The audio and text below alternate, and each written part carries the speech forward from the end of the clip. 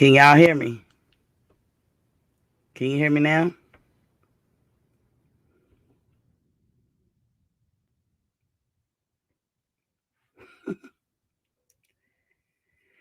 Oh, Lord. Can't hear me. Can you hear me, Demetrius?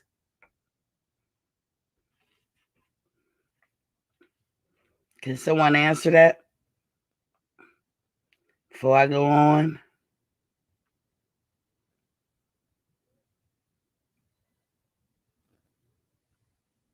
You said now you can. Man, we had some tough times.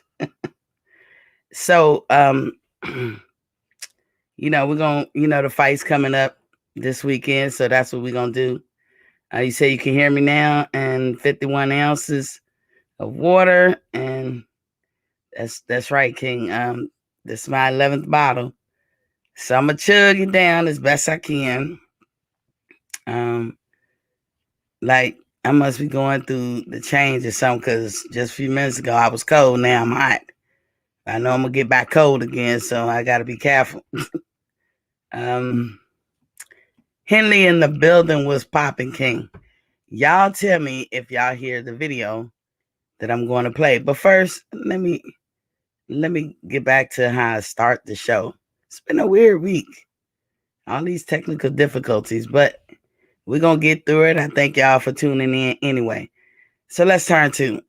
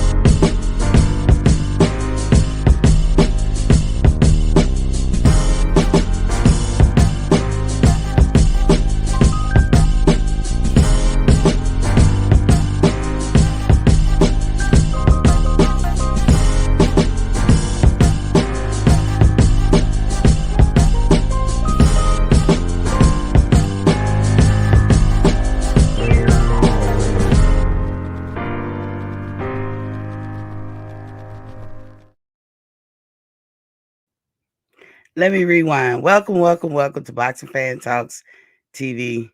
I'm your host, TDT. You can refer to me as Miss T. So we're going to get it popping. Macadocious Mac of the South. Salute the lovely and beautiful Madame, Queen Miss T. Demetrius said loud and clear. Loud and clear. Good to go. So I wanted to play this video, and it's from Fight Hype. Oh God, I just learned how to get the sound to videos that I play, but now I gotta learn how to stop this delay. But you guys hear me, so we cooking with grease. All right. So I'm gonna add this to the string. Macadocious Mac of the South says, salute my brother King at Demetrius Bright. DJ Big Daddy is in the building. Salute my beautiful Miss T. Thank you. So, salute to you too, King. So, y'all just listen to what Rolly got to say. It was going to be kind of like my last story, but I'm going to start off there. I don't know when the lady's going to join me. This probably been a rough week for them. A lot of them, they grinding. It's getting near Thanksgiving and Christmas time. A lot of weight on their shoulder, a lot of stuff they got to get done. So I can't call it, a sister like me, I ain't got no job. so I can be here every day with y'all.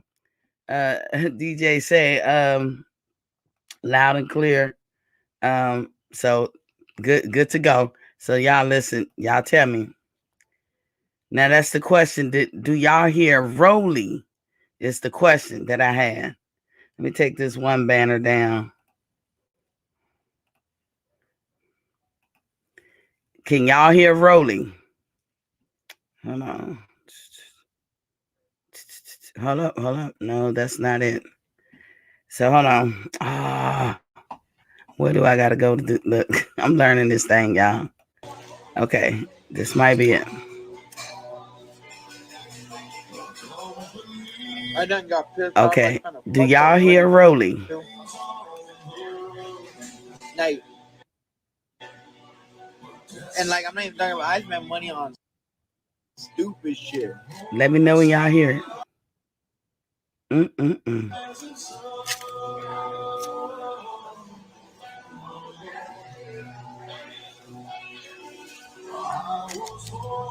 Not me a sandwich.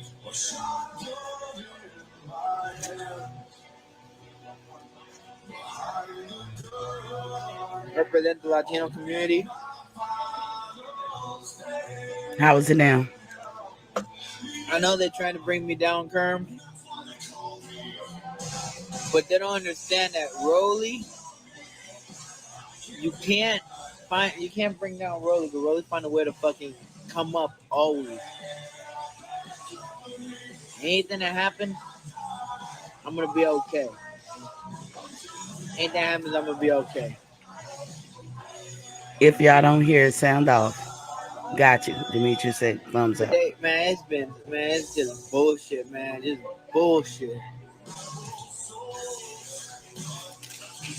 Man, I tell you.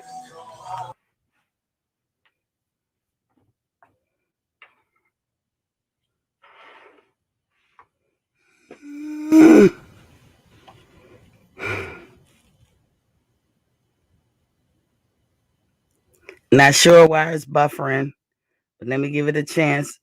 Birdman is in the building. He says, salute MST Boxing Media Queen, DJ, my Bama brother. Demetrius Bright, Michael Docious, Blind of the South. Salute.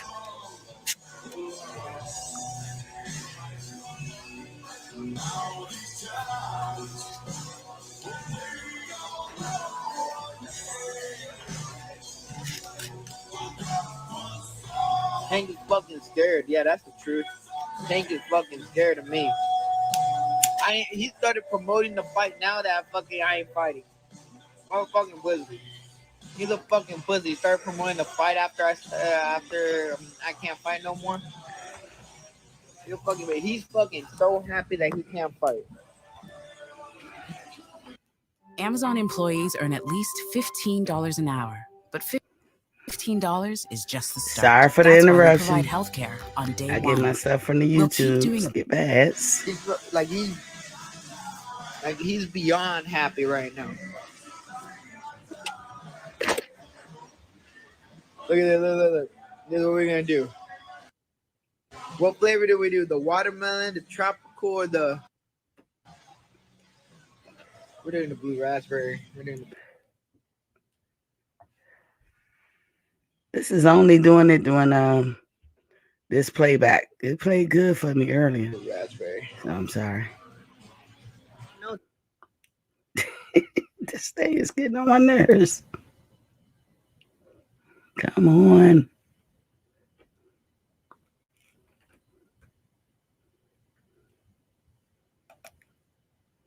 I wanted y'all to see the video. Pussy, look at right? that. Tank's a fucking pussy.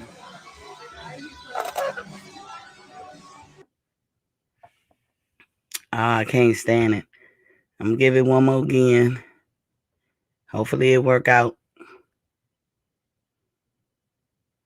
I wanted y'all to hear this. I wanted y'all to. Tank's a fucking pussy. He's the textbook definition of a bitch. Motherfucker don't want to fucking promote my fucking fight, but want to fucking go promote fights now.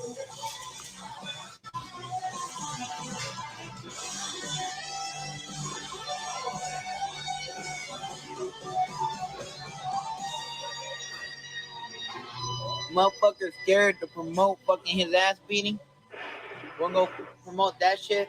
And Pitbull Cruz a fat fuck. Gervonta, if he don't knock him out in fucking less than 3 rounds, I'm fucking disappointed. That's the truth. But you gonna knock him out, and now I'm gonna knock Tank the fuck out. The Pitbull Cruz his ass.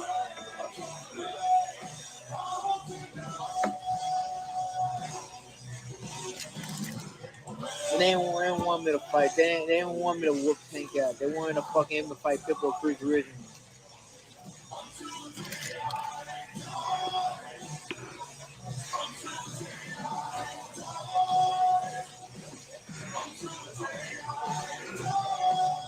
They didn't want me to fight him. Tank didn't want me to fight him. Nobody wanted me to fight Tank. I'm the one that forced that shit. Mm. Yeah, Chiba. Yeah.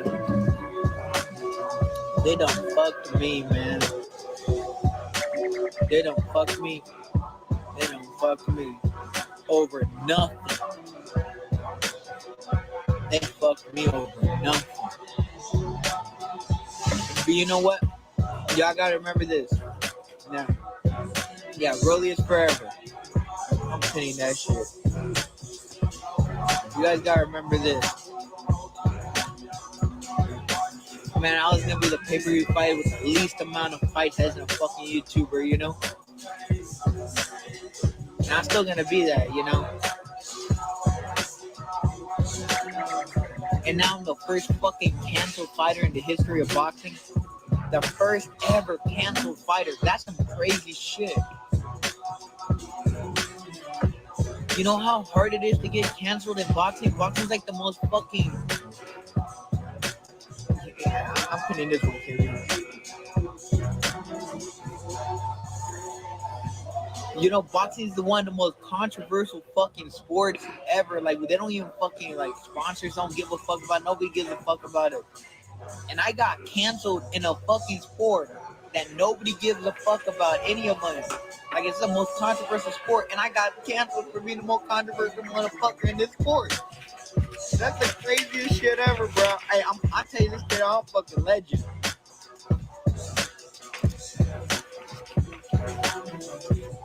They waited to cancel me. I'm gonna say it like this. Tank has 14 open fucking counts right now. Rolly has no counts right now. Rolly hasn't been fucking arrested. Rolly, nothing's happened to fucking Rolly. I haven't even open to a count. And they want to take me out. 14 open, man, like A, B. And they don't cancel any of these motherfuckers, but they cancel me. They canceled me. What the fuck?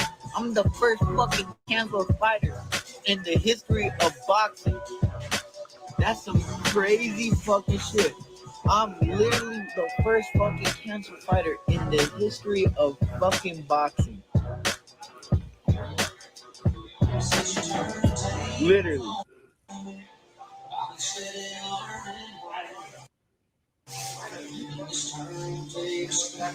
The first fucking, and that right there, that's a fucking, I don't know if that's something to be proud of or not, but I'm proud of it, man. I'm the first canceled fighter in the history of boxing.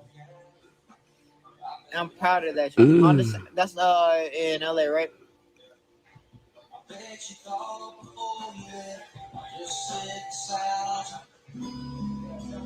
Rolly's a fucking legend. Yeah, my fucking hairline look chipped. So what? They lined me up with a fucking key. So what? And I mean the fucking Chiba hug. I'm getting fat as fuck. So what?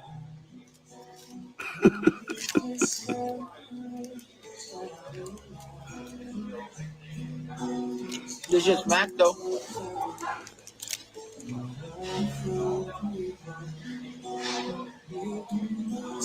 The first canceled fighter in the history of boxing. Oh, I know where Honda Center is. Yeah. Y'all gotta say I'm a fucking legend. Y'all gotta say I'm a fucking legend. One way or another, I'm a fucking legend, right? And now I'm gonna knock Tank the fuck out. Y'all gonna see this shit.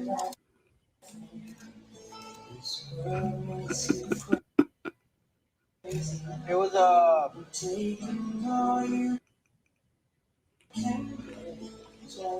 Sensei Kush with and I added turkey to it.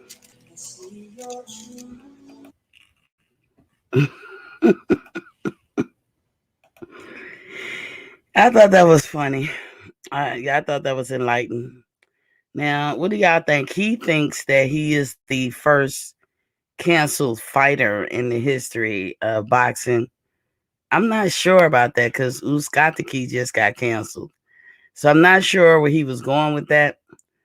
But what I took from what he said is, you know, he hasn't been arrested. He talks, really like he knows he's innocent. We wasn't there, so I'm not asking nobody to speculate on that. I'm not even gonna speculate on that. But he doesn't have a care in the world. He feels he's innocent, but do he have a point? I know we talked about it a couple of times. I'm thinking he got a point at this time. I know some people say they're gonna wait till Tank's actual fight, um, around that time period to see what goes down. But I actually, at this point, as of today, and I'm a woman of a particular age, and I can change my mind. As of right now, today, I kind of think he has a point. Birdman said, "This dude crazy. They ring for putting a camera. They wrong for putting the camera in his face." I know what you meant, player. Uh, Birdman said Floyd and the team played that kid. That is very possible. I gotta look. I'm not the biggest Rolly fan. Like I'm not jumping on the bandwagon for Rolly. Okay. But and I don't hate Rolly. I mean, I see improvement in his fights since he fought that guy Jackson, which I clearly thought he lost. But he got a point in a sense, They took him off the fight for an allegation that hasn't been proven, it would appear to us. Let me just say it appeared to us that he hasn't been charged with anything. I mean, we have to go by what he said. We also know that if he was arrested or anything like that, there would be mugshots, public record, right? But do he have a point when he say Tank has 14 open cases? I don't even want to dive into beyond that when it comes to Tank. I really don't want to dive into these precarious type situations because we wasn't there. Tank is going to get his due justice. I'm just simply talking about it from the missed opportunity that he just got. Is that fair to him? That's what all I'm saying.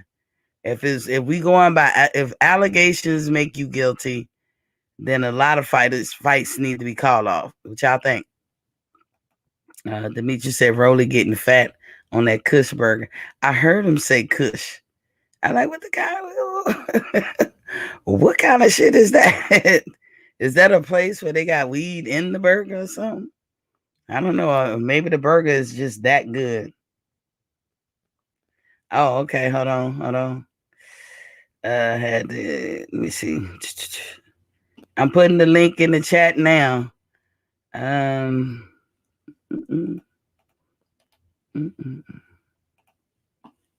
Okay. What is this? I don't know how to. Okay. All right. Birdman said, "I'm with you, Miss T. He has a point, and they did him in the open. What they do behind closed doors and excuses to other fighters got the money team looking bad. They a bunch of hypocrites.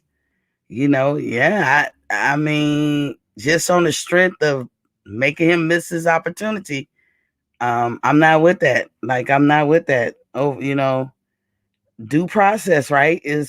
This is what I joined the military for, to fight for due process for all of us, regardless of how we feel about each other or what we think of the person. Macadocious Mac of the South said, Birdman, salute my brother King. Lisa, the link is in the chat. Lisa, actually, if you hear, give me your email again, because I don't know why it doesn't save it. Hold on, y'all. Lisa's trying to get in. But yeah, y'all could call in or get in the link. Holler at me. Let me see if I don't have. Let me see. I'm gonna put it up here. The phone lines. I've been slipping on my pimping with the phone lines. I apologize.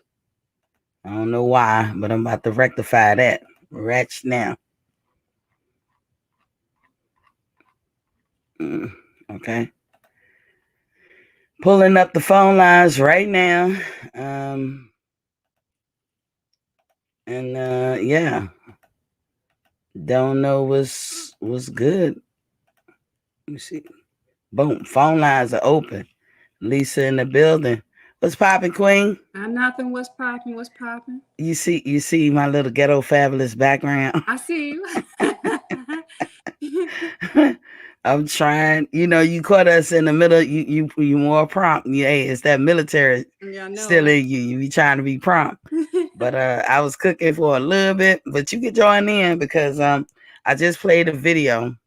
I saw the video. I was on Facebook. I thought because sometimes you had a link on Facebook, but I was like, I don't see it on Facebook. Let me get on YouTube. I saw the video up of the of your review. Okay, I thought I was broadcasting from Facebook. But what you think? I mean, I know you don't watch boxing that much, but you understand opportunities are far and in between. Mm-hmm. And you got to take them take them as they come. You never know who's watching. You never know when those opportunities going to advance your career. So when you see an opportunity, that door, when you got an opportunity to put your foot in the door, take it. Because that opportunity, that foot in the door is going to open up other doors and another opportunity for you to advance your career, get your name out there, get your brand out there. And so people can start asking, who is that? So that's the point of making sure you take advantage of every opportunity, no matter how small it may be, no matter who's in the crowd, no matter who's watching. Maybe that one person, that could be watching that matters the most. So I just say take advantage of every opportunity, no matter what, no matter how insignificant it may seem at the time. You never know who may be watching that tape at the right opportunity, at the right moment, and you just blow up, and it opens so many other new doors for you that you never saw coming. Demetrius Bright says, "Salute, Queen Lisa." Hey, how you doing, Demetrius? But here's the thing, Lisa. He had an opportunity, right? He proclaims that they didn't really want him. He had to basically fight for his opportunity. He get the opportunity, and they take it away from him based on allegations of misconduct with women. I to this day, I don't know if he raped somebody or if this is what was alleged. He assaulted a woman some kind of way. I don't know if it was simple assault or he raped somebody. He walks around like he didn't do anything. As of today, and this it's been like a couple of weeks now since the allegation came out. The girl accused him through Twitter. And based on just that, they took his opportunity away. So what you think about that? Because he has not been arrested. Nothing. But yet the opponent he was fighting, this is the point he makes. The opponent he was fighting has 14 counts of kind of in the same kind of field, not rape, but like assaulting women. Whether it's sexual, whatever, we're not gonna get into the actual act or the assault. We're just talking about the fact that these guys were accused. One has actual cases, like he actually got to go to court. That one they didn't pull off the fight, but who a girl accused him through social media, he got pulled off the fight, and that was going to be his biggest payday and all kinds of stuff. So what you think about that?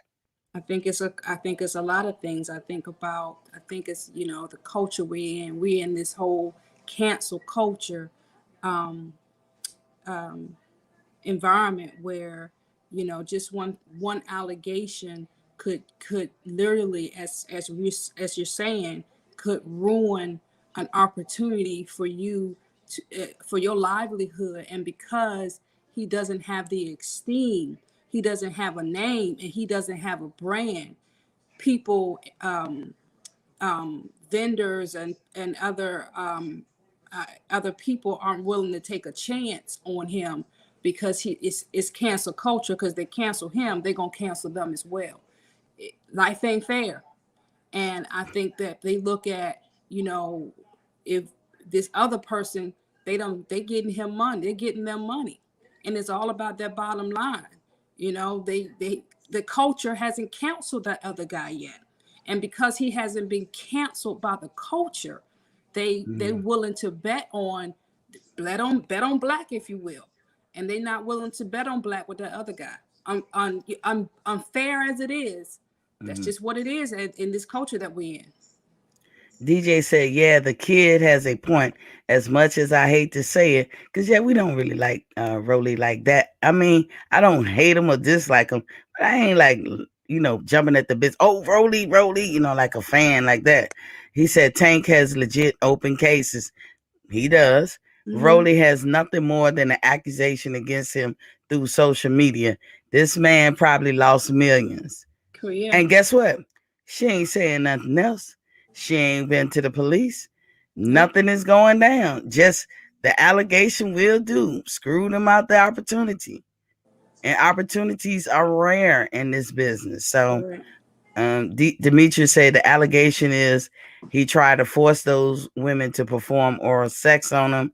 And DJ also said, I've heard that rumor before about Isaac Cruz being the first option, but the negotiation fell apart. So now they got some guy in there that's fighting that a lot of folks don't know. I know of this guy, and I've been kind of tooting his horn. I'm not saying I'm a big fan. I'm going for my own Tank Davis in the fight, whether he was fighting Rolly or Isaac Cruz. But I like Isaac Cruz. I like what I've seen of him in the ring. I have no idea about him outside the ring. But my point is, you got two fighters stand to make some money. And all somebody got to do is accuse somebody in social media. Yeah. That's good enough to ruin one person's, career, reputation, whatever you want to call it. But actual 14 accounts that's legitimately filed and you got to go to court to see about it, that's okay. So, it's all about that brand. It's all about those sponsors. And all it takes, as you're saying right now, all it takes is one allegation, one hater that don't want to see you come up, that just she may have been a ex-girl, somebody in high school that he just won't feel it, and now it's a revenge thing. You just don't know, and you trying to build your brand. You getting in the mud right now. All it takes is one hater, and you trying to get your foot in the door, and they throwing mud on your name. And a sponsor won't take you on because T got an allegation. That's all it takes is a hater, because it's all about cancel culture. And a sponsor's like, do we really want to take a chance on this? It's all about that bottom line. So you don't like the cancel culture thing part of it. Correct. DJ said, he already said that. Yeah, and so to me, I just look at it like it's not fair. That's my conclusion of it. It's not fair. Rolly has a point. I don't know who he redressed about this thing, but and this is the funny thing, Nisa. They both work for the same promoter. Oh. So now we getting into the discrimination realm. Correct? I didn't want to talk about, which, the race, I didn't know what the race was of each boxer, but that is a factor. We see it playing out every day in other sports in arenas, but that is a factor. The other fighter is black. Rolly is actually a mixture. The one who got done wrong, in my opinion, Rolly Romero, he's actually a mixture.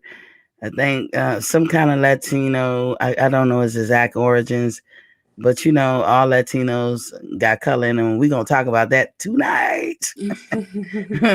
DJ said Tank is literally going to trial in March for the hit and run case. I'm a Tank fan, but right is right and wrong is wrong. Oh, see now, hit and run is a very serious offense. Absolutely. You can get some serious time behind that. Was I there with Tank when he did whatever? Is there a video? I don't know, but I know there's a video of him assaulting a woman. You know, and that's the only reason why I say it's kind of similar to Rolly in the sense that they're saying Rolly assaulted a woman. So if y'all both work for the same person and just a mere allegation of somebody assaulting a woman is enough for that person y'all work for to pull you off a fight, then the mere filing of charges of assault should be just the same. And when it's not, is that discrimination? That's my thing. So that's what I see. I the assault part, I'm gonna leave that up to justice. Even with Tank, I don't, because again, we wasn't there, and it can be what it can be. I'm not taking sides on the guy's side or the woman's side. I'm just talking about the fight in itself, the injustice that he received, and we don't have to be like that. If you're not gonna take Tank off a card, all the while Tank is waiting for his trial, DJ, he making money. He's making more millions. He's getting opportunities. When he do whatever time or however this case settles out, guess what? We'll still remember him. He had an opportunity to shine. Rolly, all it takes is an accusation on social media, no doubt. As if social media is the court. But that's, but we see it play out every day. Social media, is the halls of justice now. The halls of justice seem to be where, lives are being, ruined because somebody on social media threw out a tweet. We see this in politics. We see this play out in everyday lives where somebody throw out a tweet, somebody throw out a social media, as you just talked about now. And now this man's career, his livelihood is in jeopardy, as opposed to somebody else and who was actually, as you said, facing actual charges. Somebody felt this was egregious enough that they filed actual charges, and it did not just send out something on social media, and some promoter, some sponsor decided that wasn't serious enough in their eyes to say, let's pull them off out of the ring. They didn't think that was serious enough. But some female or somebody alleging something on social media, y'all don't think that's serious enough? Y'all thought that was serious enough to pull another gentleman off his boxing card. That just make sense, is what we're saying. Yeah, and it don't make sense. I don't care how they put it. Demetrius said Rolly has Cuban roots. That means he got a nigga in him.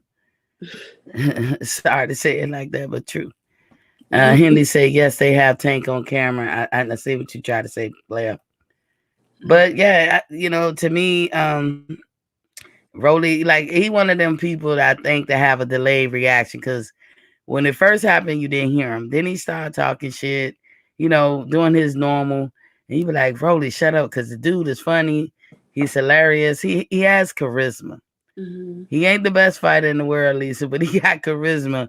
And you will either pay to see him lose, or you be like, you like him because of his personality.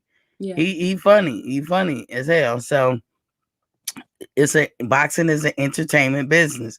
Remember in previous videos, I had talked about the pillars of boxing. In my opinion, it's a business first. What type of business? Entertainment business.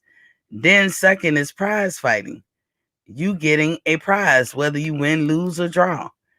But depending on the third pillar is you as the fighter, and depending on you as the fighter, your charisma, your optics, meaning simply how you look, superficial shit, and mainly what you do in the ring is going to dictate how big your prize is going to be. Now, Rolly is not a bad looking person. Sometimes he look weird to some, but because he has full lips. That's what a nigga had. But he's charismatic in a way that he can endear people to him. That's what I mean by charismatic. And he could sell a fight. He could. He's not even the best fighter. You could see him learning on the job. OJT. You can see him doing it, which shouldn't be the case for anybody in the sport. But you see that. So you're just gonna making adjustments as he go. yeah. Getting better on the job training. And so again, you could he came out and said something about Haney a few months back. Everybody was mad at him, including me. I'm like, man, shut your mouth. Like, he's so disrespectful at times. The stuff that he was saying to Bill Haney, I was like, man, how can you be so disrespectful? Family members are off limits. You know what I'm saying? Even though Bill Haney is like the mouthpiece or promoting his son, Bill carried himself like a grown man. And you're young enough to be his son, and you talking shit to this man or about this man that you would not want nobody to talk to your father like. And so I was mad at Rolly for a second, but it's hard to stay mad at him forever. That's the charisma in him. Because, he'll say something funny, he'll do something funny. He also has a good poker face, in my opinion, because you believe what the hell he say. Like, he got me really believing shit. It might not be nothing to this story. And Lisa, you should know me. Lisa know me. If nobody else know me in here, I believe the girl first. You know it. But not that I'm like biased against men, but 9 times out of 10 when you talking sexual assault and stuff like that, you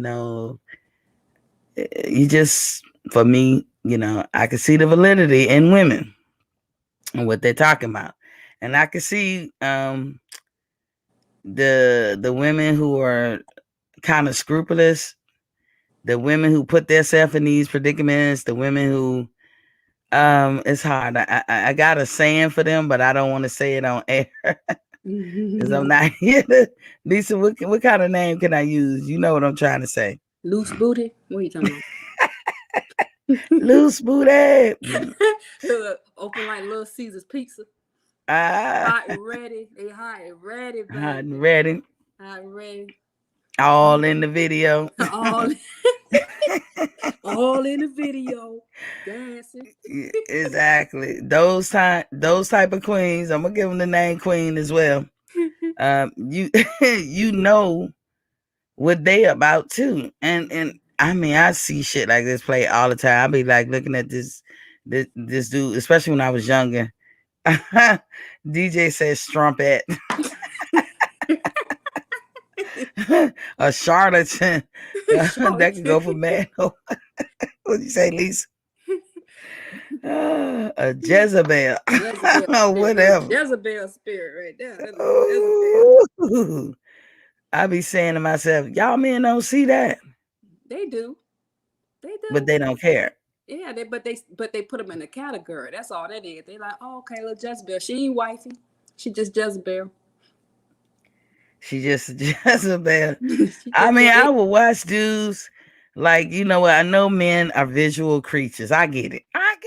It's what it is what it is.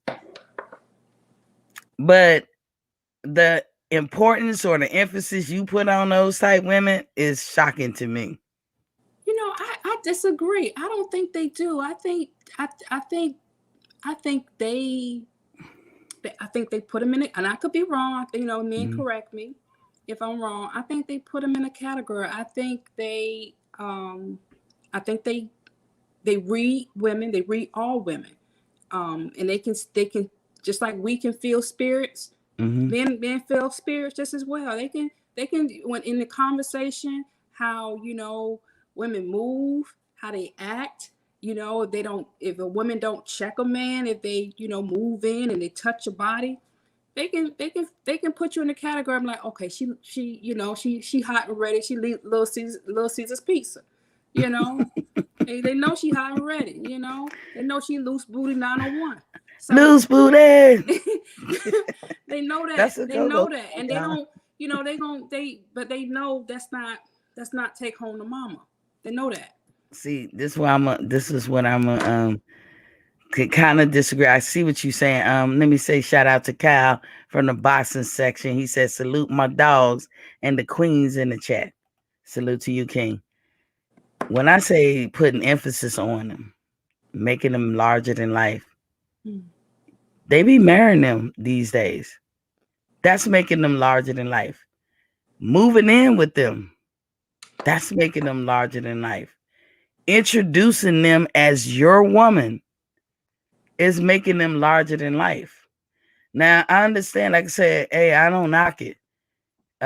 You guys are visual creatures. Y'all like what y'all see. Demetri said, not CC's pizza. Little Caesar's pizza. Little Caesars. That's that $5 hot and ready. You know, hey, look, all you gotta do is warm that up. They already cooked. They ready to go, hot and ready for you. Hey, I be looking at them soon as they be pitching their tent to their wagon to these Jezebels. I be like,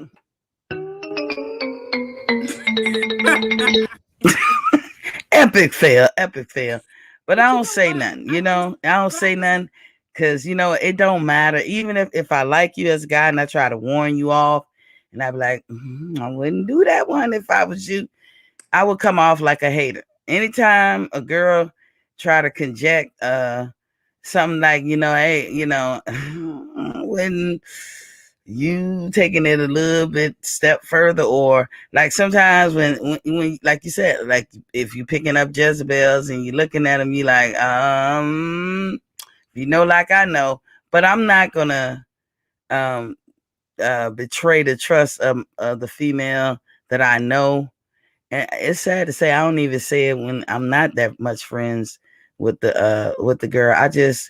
It's almost like you got to try to stay in your business as much as you can till you can't anymore. And for me to warn a guy off, I could be having his best interest at heart. She could be flaming like a motherfucker, but you don't know that. I know, but you don't know. And I just won't say nothing. I'd be like, okay. But the topic was like Jezebels, like you guys, when I was talking about with Rolly, here's a person who he probably was with. I don't know. So I'm telling y'all, I don't know who he probably was with. She probably act like she wanted to give him some. I don't know. Rolly being a young man, because that's what young men do, was trying to get his knob slob. And, you know, so many years later, she's complaining. I don't complain about the time. What I'm complaining about, when I tell people, whether it's politics, boxing, or whatever, and people complain, I'm like, well, what you gonna do about it? So that's what I need to ask for her. What you gonna do about it? Because just to make an allegation and social media is everywhere now. It will forever be everywhere. But you don't want to take it no further than that. So now I gotta ask, what was the end game? And if the end game is just to besmirch his character, ruin his reputation, or, you know, cost him money or ruin opportunities that may never come again, then, madam, you are wrong.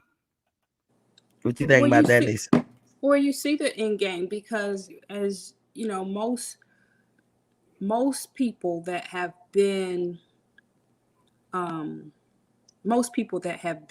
you know, assaulted, they're not going, the first inclination is not to take it to social media. You know, that's not your first thought, because you want to keep that as private as possible. And then if you do take it to social media, that's the secondary. The first thing the respectable person is going to do is you want to be vindicated in the court of law. That's your first. That's your first thing that the average person that want to be heard, that want to be looked at and seen as decent, that want to make sure that their character is not questioned. I'm going to the court of law because I want you to pay for what you did to me. So that's the first thing for me, is that was not done. And to leave it open-ended and nothing has been done other than you just throw something out just to the wall on social media just to see if there's any traction. And the only traction that has been done is this man's career has come to a screeching halt. So that's your end game, is that you want his career to come to a screeching halt. That's a hater. That's a woman that has some bitterness. That's personal.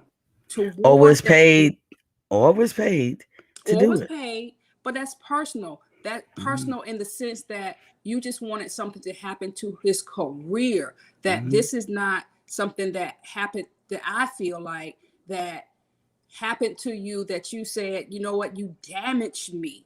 Because when damage is done to you on the level, like, you know, I was assaulted, you want to raise your right hand in the court of law and say, I want you to do some jail time. I got to have that. I got to have this man do some jail time. I don't care about no money. I don't care about no social media. You have humiliated me. You have defiled me. And I want you to do some jail time.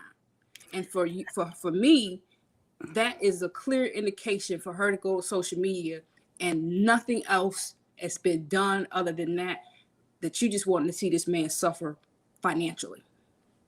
Now, I will say this. Y'all know some people got vindictiveness in them. I am one of those people. Hey, daddies. I could get vindictive, not about everything, but when you truly hurt me, when my heart drops, you know, like you knocked me off my feet for real, I'm gonna get you back. I don't know when. It may be 20 years from there, 15, but I'm gonna get your ass back. And what I mean by get you back, you have to feel what you just made me feel.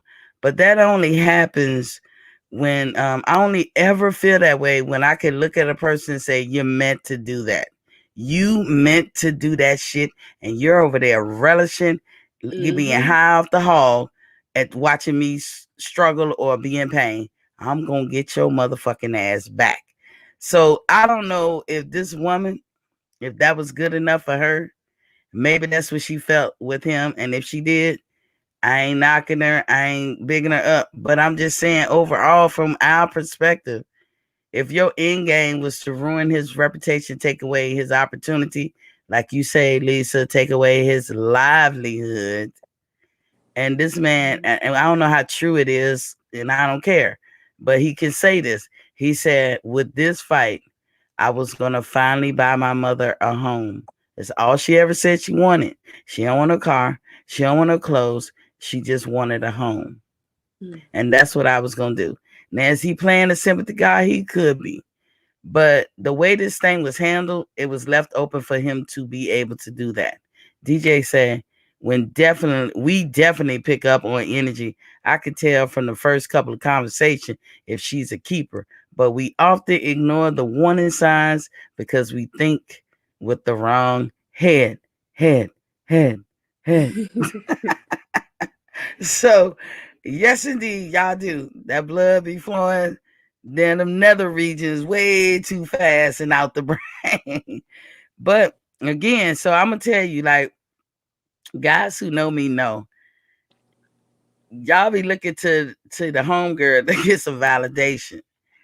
Again, if it's my friend, I'm not going to really say nothing, but there is a difference in me. Now, either I would big the girl up and like, oh, she's nice.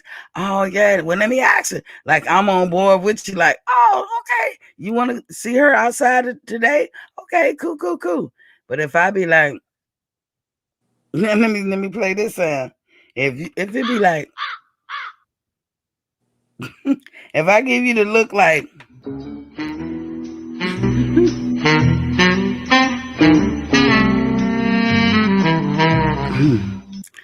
I'm doing it for a reason, and you better take heed, because you might be stuck with some shit for the rest of your life. So I'm, that, or they crazy than a motherfucker, or but it ain't my job to tell no dude whatever. And then sometimes guys, it's a joke. Like I seen T.O. and Rolly talking, because Rolly said something, and they were talking about what his next fight's gonna be.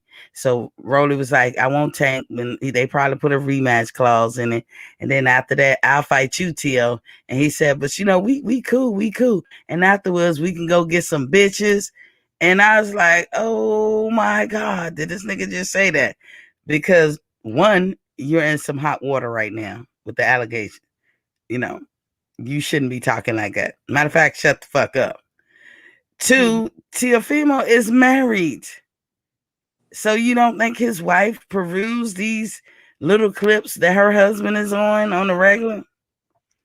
Why would she? Now she gonna be like, and another thing, you stay away from that can't get right motherfucker. Don't bring his ass around here no more. I would be putting out some rules like, look, you can hang with everybody. You can hang with Bishop Tutu. You can't hang with that crazy motherfucker. Talking about, so y'all gonna go get some bitches. And then he be the main one knocking on the door like, hey, Miss T.O. And she be looking at his ass like, nigga, if you only knew if I could box, I'd beat your ass right now. But that's what he said. We can go get some bitches. I'm like, dude, that is the last thing you need to be trying to do. And even if that's true, you shouldn't be referring to them like that, because your day gonna come in court. But only for us to find out that he not even having a day in court. He not even getting arrested. Nobody's saying nothing to him or anything. And it's like, huh? Well, is it true? But I'm with Barbershop Conversation and waiting to at least Tank's actual fight. Another thing Rolly was saying is that you wait till I get off the card to start promoting. He alluded to the fact like it's a gag order on Tank's fighters. I mean, we can get more in depth about that later, because I know Lisa don't look into boxing, but it's saying a lot of stuff. It is saying a lot of stuff. Sometimes you can't mess with this young generation.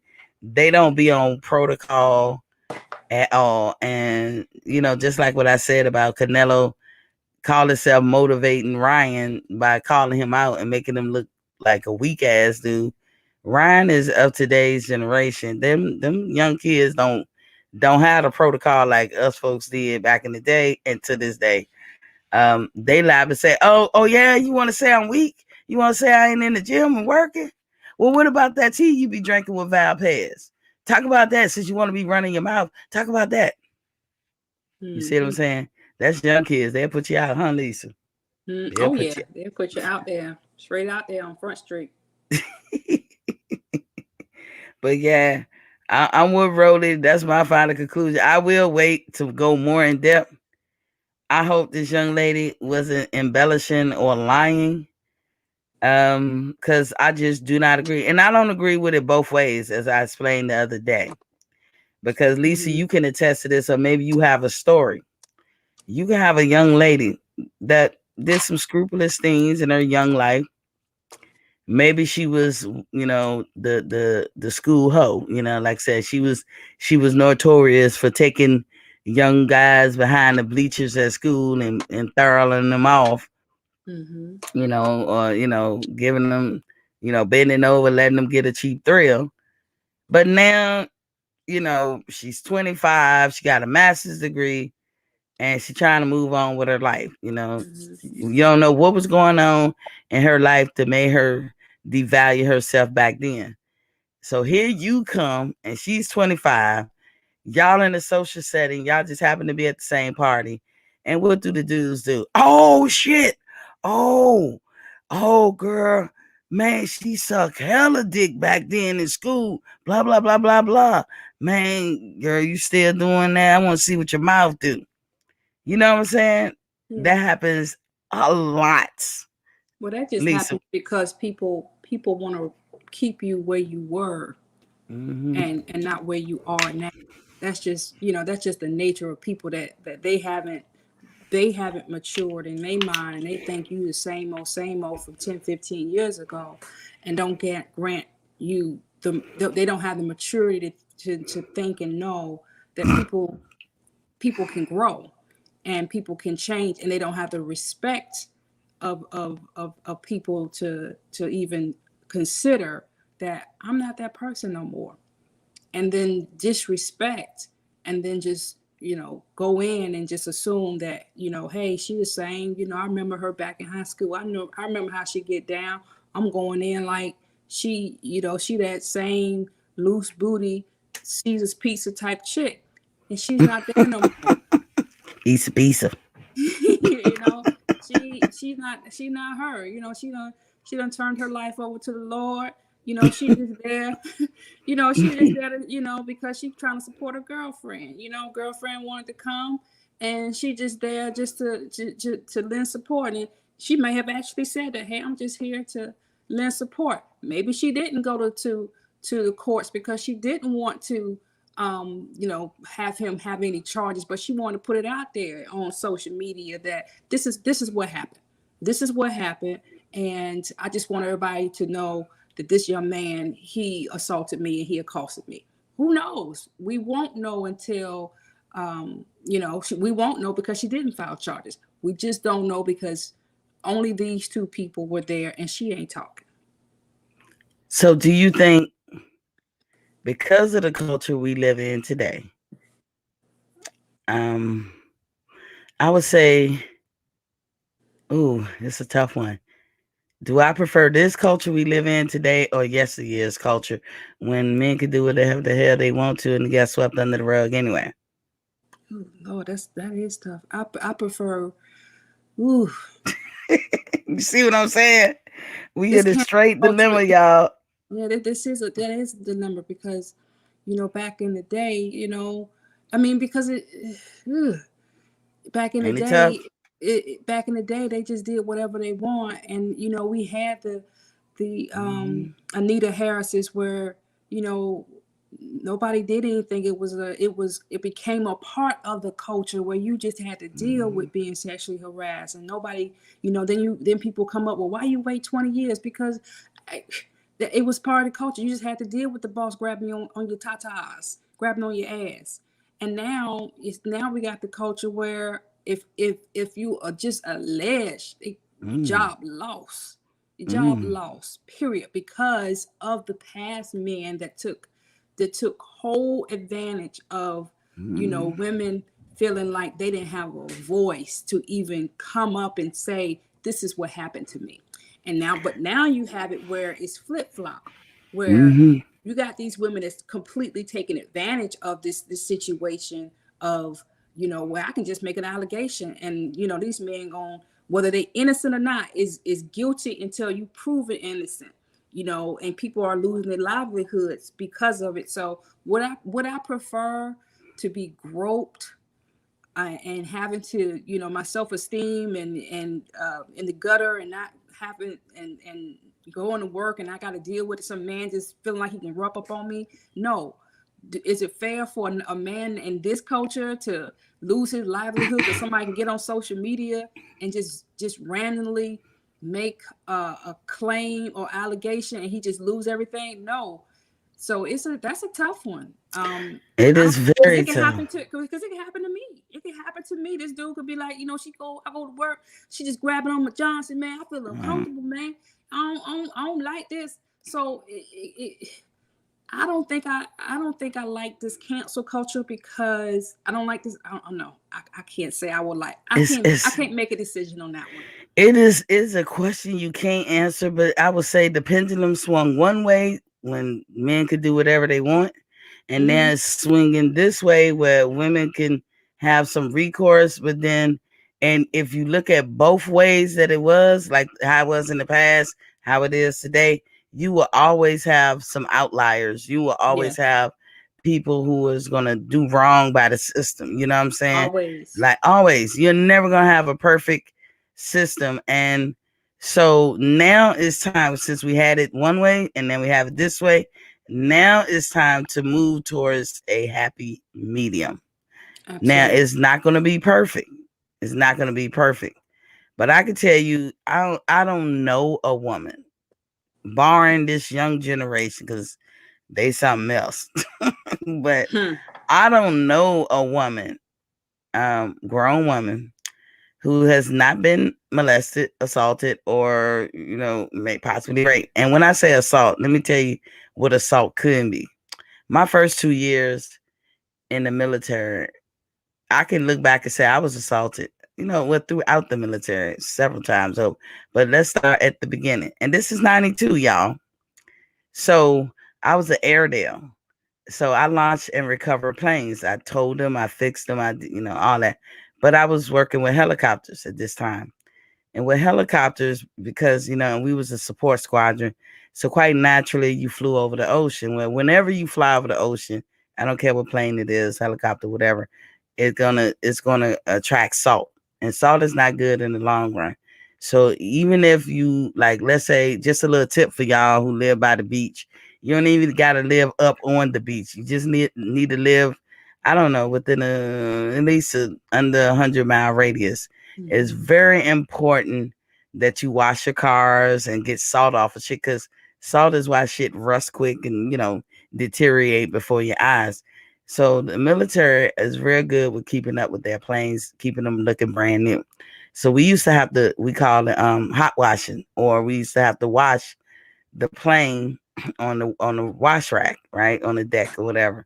Mm-hmm. So when we would move the plane over there, and then we open up the bilgers and tie up what we got to tie up and everything, pull the ox bag out, and we begin to wash. And then it's hot. It's hot. I lived in Florida, so what coveralls look like, you guys, right? So I put my coveralls on, and back then, the military and the Navy, you had to always wear a white T-shirt. Remember that, Lisa? Mm-hmm. Now it's blue and different colors and shit now, but back then it was always a white T-shirt.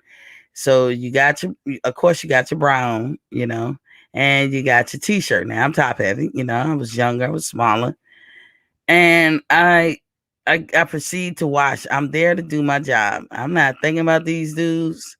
I'm like 21. They're like mid to late 20s, so I wasn't even looking at them.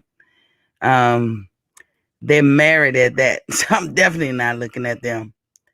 So they decided it would be funny to wet me down every time. And there are times when I had to go to the bathroom just to cry. Because it was unfair and nobody was doing nothing about it. I can go tell the LPO and they were like, guys are just being guys. That was the answer. I'm wet. God damn it. I'm not bringing extra drawers and bras and shit. I'm not sleeping over. I'm not bringing this shit to work. I got coveralls on so I don't mess up my uniform. You know what I'm saying? Back then, the coveralls didn't even have insignia like they are now. They are actual uniform. But back then, you just put them on just to not mess up your uniform. Yeah. They didn't have your names, insignia, rank, nothing. So I'm like, I got the coveralls on. I think I kept my jeans on underneath because we used to wear bell-bottom jeans. And they hosing me down. They don't give a damn about my hair. They don't give a damn about that. The fact that I have no control and there was no respect is what got to me the most. And they spraying the water right on my breast. And then they got to go to another level like, ooh, dance for us. And pulling out dollars and shit. I hated it. I hated it. And there was nobody I could do nothing, about it. Like I couldn't tell nobody. Nobody cared. And these same motherfuckers had a nerve to show up to my room. And was like, I'm saying, can we come in? No, motherfucker, you can't come in. I don't like you like that. You married. I don't understand you. I mean, you're not with your mama now. You got the right to have sex, but why you just, nigga, did you just hear me say no? With your acorn head ass. I mean, I'm just saying, this is, and I know their names to this day. I will never forget their names because I was violated. I was disrespected. But that's when I said, sometimes when I say I know a woman who was either assaulted, raped, or molested, I mean, I don't know anybody who never experienced none on no kind of level. To me, the fact that I still remember these jokers, because I could barely remember, that was my first duty station. I was 21 years old. I'm 50 now. I remember these dudes. I could see their face. I remember them days on the car wash. Every time I seen a bird at the car wash rack, I was like, like I almost had to gather myself. And I'm like, wait a minute. Alicia Estrada in the building was Poppy Queen. She said, wow. But the common theme that I always hear is there's always, when you tell your story, there's always someone that's usually a male that dismisses your story. You know what I mean? It's always, oh, that's just male. That's just male, this is how men are. Or did it really happen that way? Are you sure that happened? They always dismiss your experience of you should be happy. You know what I mean? It's always a dismissive person. And that's why, I think, when the needle's heels came out and all these, the tail hooks and all these things that came out. That's why now, women feel like the Me Too movement, all these different movements that have come out, which have made this now quote unquote cancel culture. It's created this almost storm of people, like in almost a negative way, where you don't want women to feel, or male, because there's been some men too. You don't want people to feel like they're not being heard, but you, like you said, you have these outliers that take it and use it to their advantage in a wrong way, which makes women and people that actually have been victimized, that have been traumatized. It lessens the likelihood that someone will believe them, because here you got somebody that's using it for the wrong reasons. That's Alicia Estrada. What's up, Queen? I'm sorry to interrupt, Lisa. Yeah, no I want to make sure I give her a shout out. What's up, Queen? Y'all say what's up to Alicia. What's up, Alicia? Come on in the studio. I know, right? I'm gonna put the link in the chat because I see you in there. You're welcome to come in anytime you want. You see the number scrolling at the bottom. You can come through and everything. And just speak your piece. If you got something to add to it, go ahead, Lisa. I'm sorry that I had interrupted, but I want to make sure Alicia got a shout out. It just makes it so difficult when you have people that have a story to tell, when it's dismissed by others, and then you have someone else that comes in this new cancel culture environment and make allegations, and people looking at them side-eye. This is why people look at them side-eye, because they come and they just throw these allegations out there, and it doesn't, you hear people that have these stories, and because you've had your experiences, and that you know what it feels like to be harassed by someone, unwelcome harassment from someone, and then someone just throw this allegation out there. It just seems like this can't be true, because you just throwing out there on social media, and it don't appear that you really trying to do anything about it, because most people that's been harassed to that extent, they just not gonna throw that out there and don't want anything done. You're gonna tell somebody and you're gonna tell them numerous times, not just once and done. You're gonna tell till somebody gonna do something. Whether you're gonna leave, you're gonna keep screaming, you're gonna transfer, you're gonna do something. But this young lady, it just puts this, it just makes everybody that reports, it just makes it so much harder to be believed when people like that do that for their own personal vendettas. But here's the thing, look at this. So I told y'all about that one incident. That is one of many. I'll be here all night. Oh, yeah. And I'm telling you, it don't stop you from, living your life and, going on with your life and all. It don't stop me. I'm not saying I'm totally over it. It obviously bothered me. Things that happen to you in your life make you who you are. And so if somebody be like, why she always better? Why she quick to draw when I was just playing? experiences can get you there. You know, I was a happy-go-lucky young person. You know what people used to say? Damn, girl, why you always smiling? That's what they used to say to me. But over time, they were like, damn, bitch, what's wrong? Y'all was wrong. The world, you know what I'm saying? But when I'm talking about these particular guys, y'all notice I didn't say their name, and I know their name. You know why I don't say their name? Because they probably got children and grandchildren by now. They was much older than me. And they probably living a life like, nah, it wasn't like that. They probably had daughters and probably be out there advocating for women's rights and all that because they forgot what type of young men they were. And so, but that is part of my life and it's part of my story.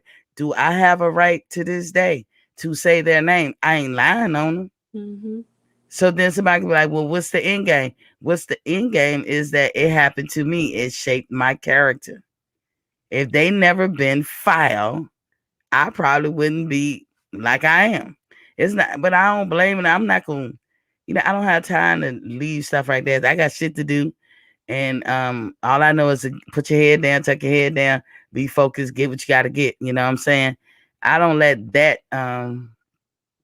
deter me because what they were doing, even though I went in the bathroom and cried about it, because I had no help. That's why I cried. And I wanted to physically hurt them, but I'm just a woman. The motherfuckers like 6'2". I'm 21 years old. What I'm gonna do to them? But tickle them if I try to throw a punch. And sometimes you can cry and be mad because you can't hurt somebody. You want to hurt them, but you can't hurt them. You ever had that cry where you want to hit somebody, but you know you can't for whatever reason? You can't hit them, you know, and you be like, whoo, you know, like them. You get real emotional and shit. That's how I was feeling. Like I can't do nothing. You know, what is it can I do? So in the end of the day, I'm not gonna say their name. I'm not even like holding a grudge against them, but they did do that. You know, just like I was talking in one of our grown women talk when I was talking about the lady who said I was too black to get an EP. Remember I was talking about that, Lisa? I don't know if you was at that show. I wasn't at that show. Oh, you wasn't? No. She was like, you too dark to get an EP. And I was like, really? A black woman said that to me. And I was like, fuck that bitch. Like, you know, you was at that show because that was my friend Demetrius Howard was on. You probably don't remember. But yeah, I felt a certain way about her. Now, this is what? Damn near, how many years? 25 years at least. Over 25 years ago. My dang on EEO just kicked in like, that's an EEO complaint. But I didn't know that I was 24 and I was dealing with cancer. I didn't have the time or energy. I didn't know. I was hurt. And then I was calling myself at that time because you have, you know, this is where you learn how to be who you're going to be. You know, you set up your principles and morals. And my principles were if somebody tell me something in confidence, to keep it in confidence because they went through a lot just to even let me know. So I was just, you know, but it was to my own apparel. Looking back in hindsight, I feel like I should have been like, no, this bitch need to get cut to the white meat right the fuck now. And that's how I am today. But I wasted a lot of my life trying to live by that code of, you know, keep it to yourself. As long as you know, when it's right and then there's wrong. And when there's wrong, you know, I got to say something about it. Hold on. Let me put in here.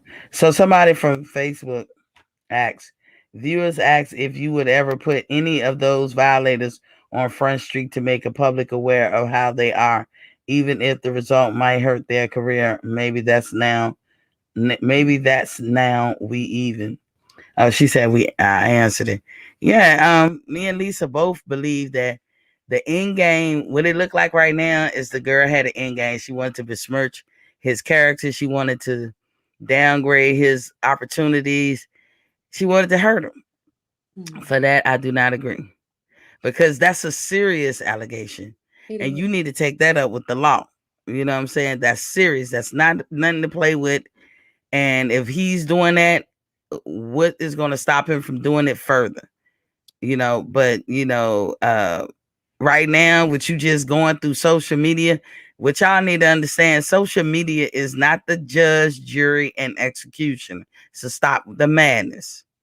You got something to say it with your chest. Take it before the court. Let some due process go down. John Gotti in the building was Papa King. He said, how you doing at Boxing Fans Talk TV? Salute, Queen. Salute to you too, King. But that's what you should do. Go ahead, Lisa. The problem is social media in today's world has become the judge, jury, and the judge, jury, conviction. I mean, it's the trials are being, and execution. The trials, today's trials, people's lives are being decided on social media. That is a fact, and that's the big that's the biggest hurdle that this young man is going to have to overcome. Is his whole career is been placed on hold because of one person's allegation, and what is going to be the remedy to that is the question. Is he going to have a strong promoter that's going to say, you know what, I believe in you enough that whoever this, and if, you know, for me, it'd be different if it was a series of allegations. I think that would be different for me anyway. But to have one allegation just levied on social media and them to just run with it, it seems like, in my opinion, it appears that it's a scapegoat to get to not support him anymore. For whatever reason, this was their, we're going to wash our hands of you. That's what it seems to me. Because if one person has a multitude of allegations that have led him to go to court, and here this other guy has just one social media that hasn't led him to court, it just appears that this was just their scapegoat. You know, this was just their, you know, their blue Kool-Aid moment, you know, and they using it. I'm fixing something over here. She fucked me up with the blue Kool-Aid. You know, you got to explain that later. Go ahead. This is the blue Kool-Aid. They like, oh, we good now. We got our blue Kool-Aid, sip and sip. And so and so they using it and they running with it. Like, you had they had that conference call with them because, you know, we had COVID, so they couldn't do it face to face. They had that conference call with them and they said, hey, you know, because of this, we'll have to pull back a little bit. Maybe when things die down. And, you know, this is not, you know, so heavy on social media. We'll get back to business. But as of right now, we're going to have to pull back a little bit. This is just a ploy because they don't want to support him they didn't want to put so much into him because of whatever reason. That's just my opinion. I don't know what he brings to the table because I'm not heavy into boxing. I could be totally wrong, but just on the outside looking in, that's just what it appears to me. You got to explain the blue Kool-Aid incident. We'll have to explain this. Okay, yeah. So the blue Kool-Aid incident. My bad, y'all. I'm fixing something behind the screen. But the blue Kool-Aid incident is so I had a friend and she was dating a guy. He didn't tell her he was married. Now we all in the Navy, so this is a Navy story. And so the man's wife was deployed, meaning she was on the ship, gone for 6 months, right? And he decides to take up with my friend. And they getting along, you know, they hitting it off fast. He's like, come stay with me. Y'all know how that go. Sometimes you stay with the lady, sometimes she stay with you. And, you know, they just hitting it off, right? So he knows his wife is deployed and he knows how long. So probably roughly 2 months out from when the wife is due back, he started trying to come up with a reason. And when we young as women, we don't know that sometimes y'all make up arguments. Sometimes when shit come out of left field, we be like, where that come from? Right? They so like, we be like, why you mad? Like, you mad over this? And all it is a big excuse to either get out the house or, you know, end things, right? Ready to break. You ready to break up? Mm-hmm. Yeah. John Gotti said, just getting back in town. I'm chilling with Boxer Fans Talk TV. Salute to you, King. Thanks for coming in. And so the 2 months out, he started on his little, campaign of trying to end it, right? Now, meanwhile, in between time, every woman, just in case y'all never knew, if you invite us to your house, women are very observant. That's why they tell you, don't rob a bank and go to the woman teller, because she know everything. She be like, she'll know your height, size, dimples, marks, whatever. Whereas a man be like, I don't know, this dude was, he pulled the gun, So when we go into y'all house, you best believe we observe it. We looking for bobby pins, and we not like actually physically, because women can observe really quick. We very observant, like as far as I guess when we want to be, we got to make sure everything is on the up and up. Like if I go in your house, I'm looking for devices now. Back in the day, it would have just been a camera. Let me see if he got a camera set up around here. Let me see if he got this set up, because what you ain't gonna do is get me on tape. Let me see if I see a scrunchie laying around or something that tells me a woman stay here or be here, and I can tell the difference between your daughter shit and a grown woman shit, right? So my friend did that. She did the survey, but she found nothing. Now, mind you, she was staying there. And like I said, back in them days, you had to be sure, because what you don't want is to be, chilling up in there and the girl come home or whatever, and you done got yourself into some shit. So it's kind of like hiding in the closet when R. Kelly made that song. So she looking, she ain't see nothing. This was in the first couple of months. What he was doing was hiding the correspondence, the letters, the emails, whatever that he would get from his wife under the bed. And when y'all say emails under the bed, meaning I don't know why, but back in the day, people used to print out their emails for whatever reason. So you hide these correspondence under the mattress, right? And she didn't think to look under the mattress. So 2 months out, he's on his campaign. He's arguing about everything, but she was swift. She knew what he was trying to do. She just didn't have all the answers. So this dude, day after day, will find a reason to try to argue, blow it up out of proportion. Because us, we get emotional and we be like, fine, fuck you then, I'm leaving. Sometimes we say stuff we really don't mean, but out of anger. You know what I'm saying? Get out. We're leaving. I don't want to talk to you no more. And that was his end game. That's what he wanted her to say. But since she recognized that's what he was doing, she was like, nah, nigga, why are you doing this? I know if I ask you why you doing this, I ain't gonna get a straight answer.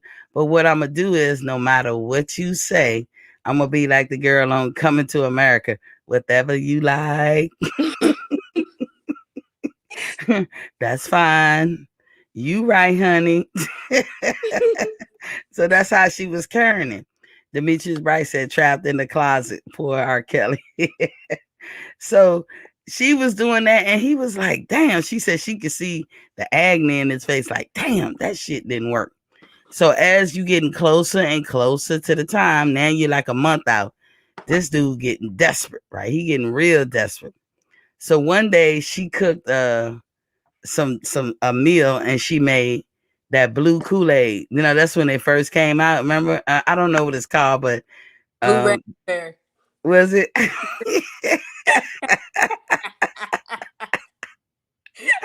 She made that instead of strawberry or cherry or whatever the preferred, flavor back then, grape, orange, whatever.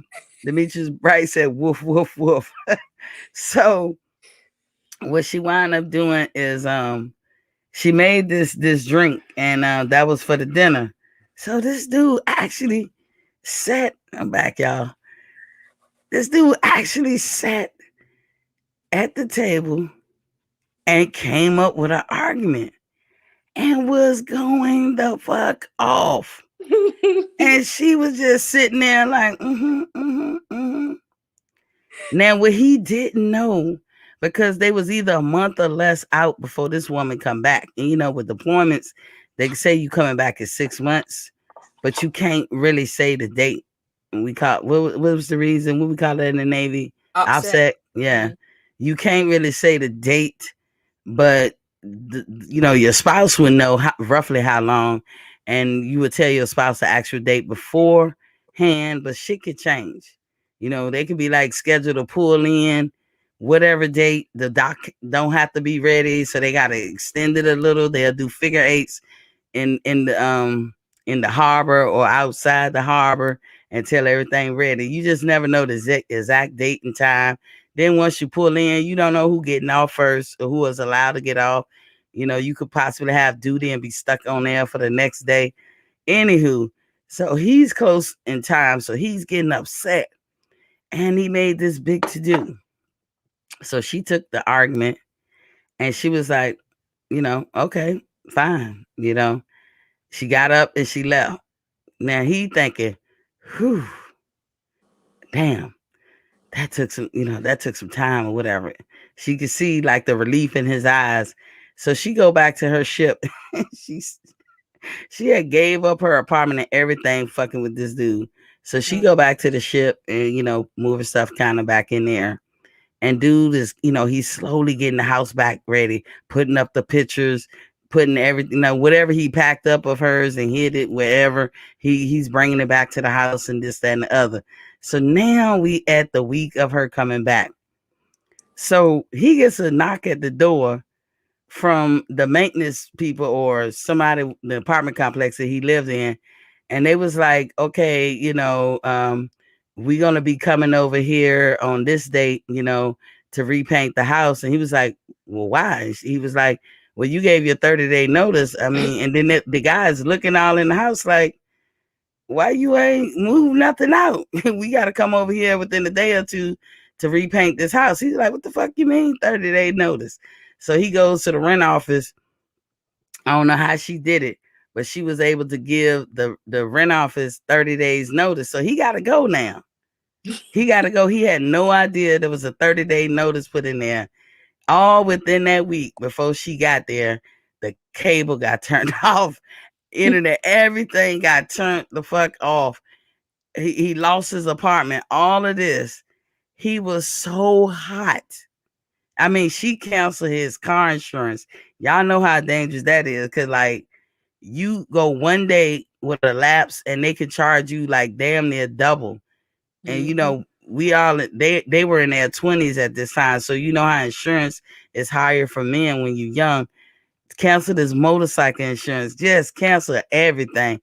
He came to the ship all out of character. And why this is funny, and this is a Navy story, is because when you come on the ship, you gotta, you know, salute the ensign, meaning the flag, which is located, what is it, aft of the ship, Lisa?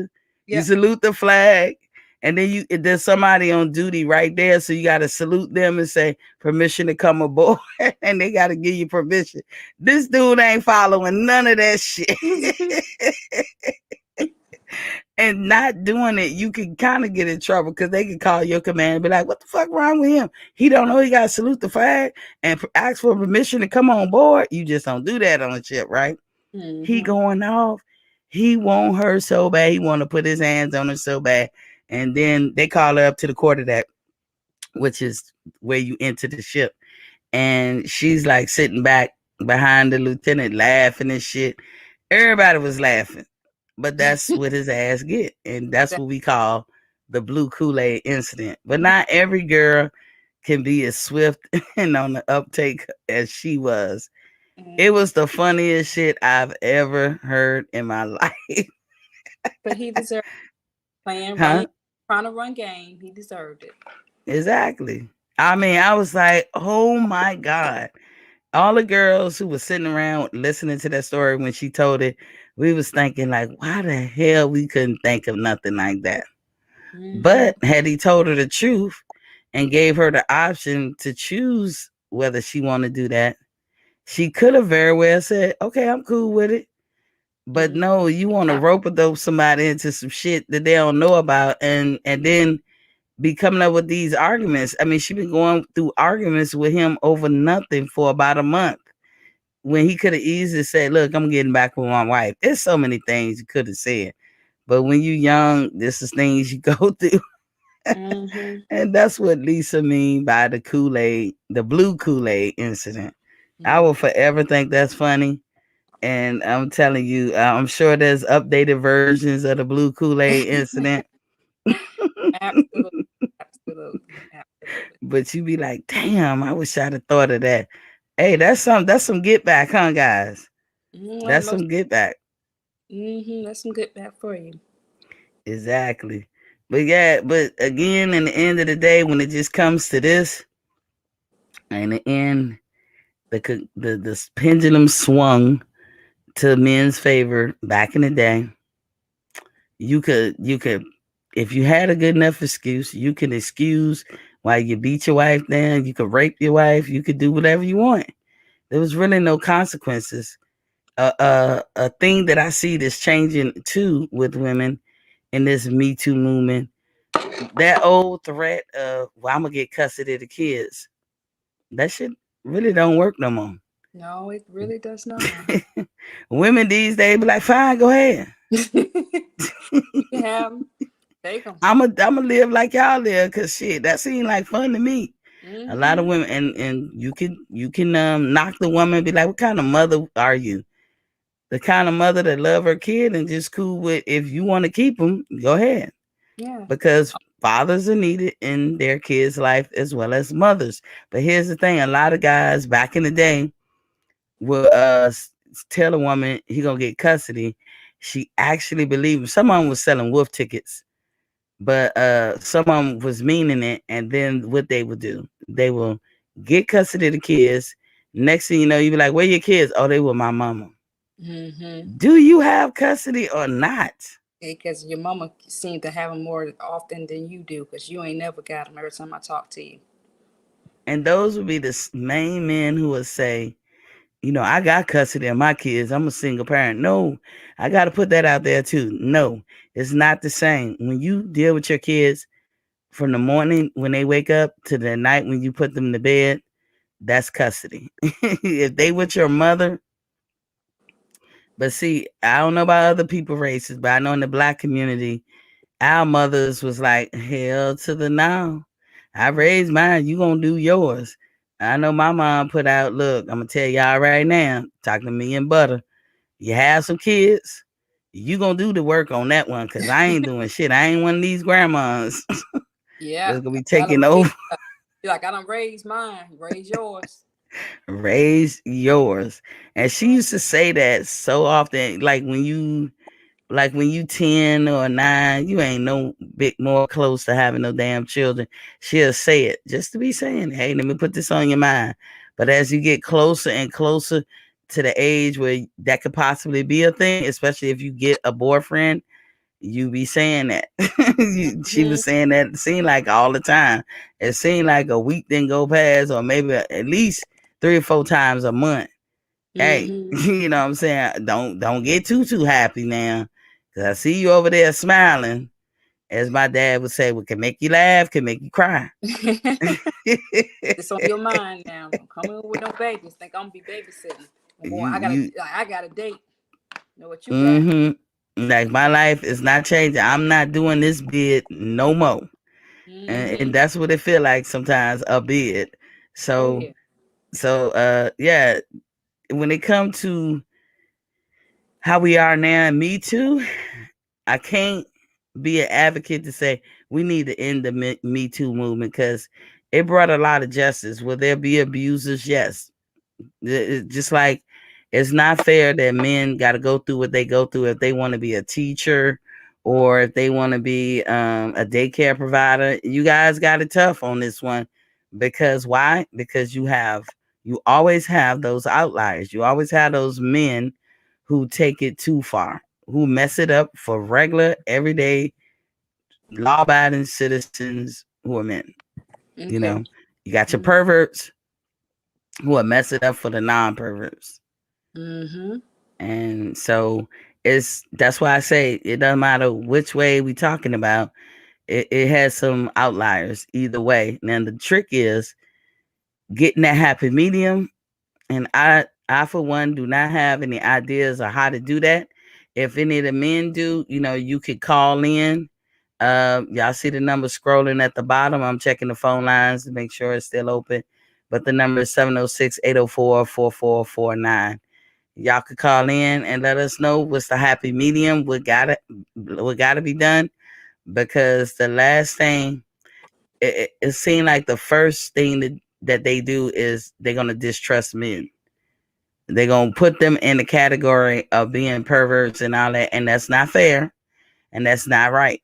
But that's what happens, guys. That's what happens. There's some people who are nurturers. There are men who are nurturers. They'll never get to realize that potential in that field, because you also have, in the same breath, men who are just always going to be prone to being a pervert or whatever. And it's too much. See, the thing is, men aren't naturally nurturers. Men are naturally providers. And that's where, I think the where people have pause when it and caution I would use when it come to, like they giving men a side eye, and a little bit more stringent when they're in those positions of caring for a child, or caring for any person that's can't fend for themselves or can't speak, or they think hey, I just got to watch you a little bit more carefully, because men aren't naturally nurturers. They don't have the temperament of women, because we were created to be nurturers. Men weren't created to be nurturers like we are. That's just the nature of us, that we are the nurturers of life. Men aren't built like we are. They can't sustain the pain that we can sustain. Just they put those childbirth simulators on them. They 30 seconds in, they was like, how y'all do this? We be saying the same thing though. We be like, hold tight, I take it back, I'm tired. They be like, sorry. I mean, it's just, I think it's, yes, some men can step into a role if they have to, if the mother, she needs a break from, child, caring for the child, if the mother is in that role. But as you spoke to earlier, who has that child most of the time?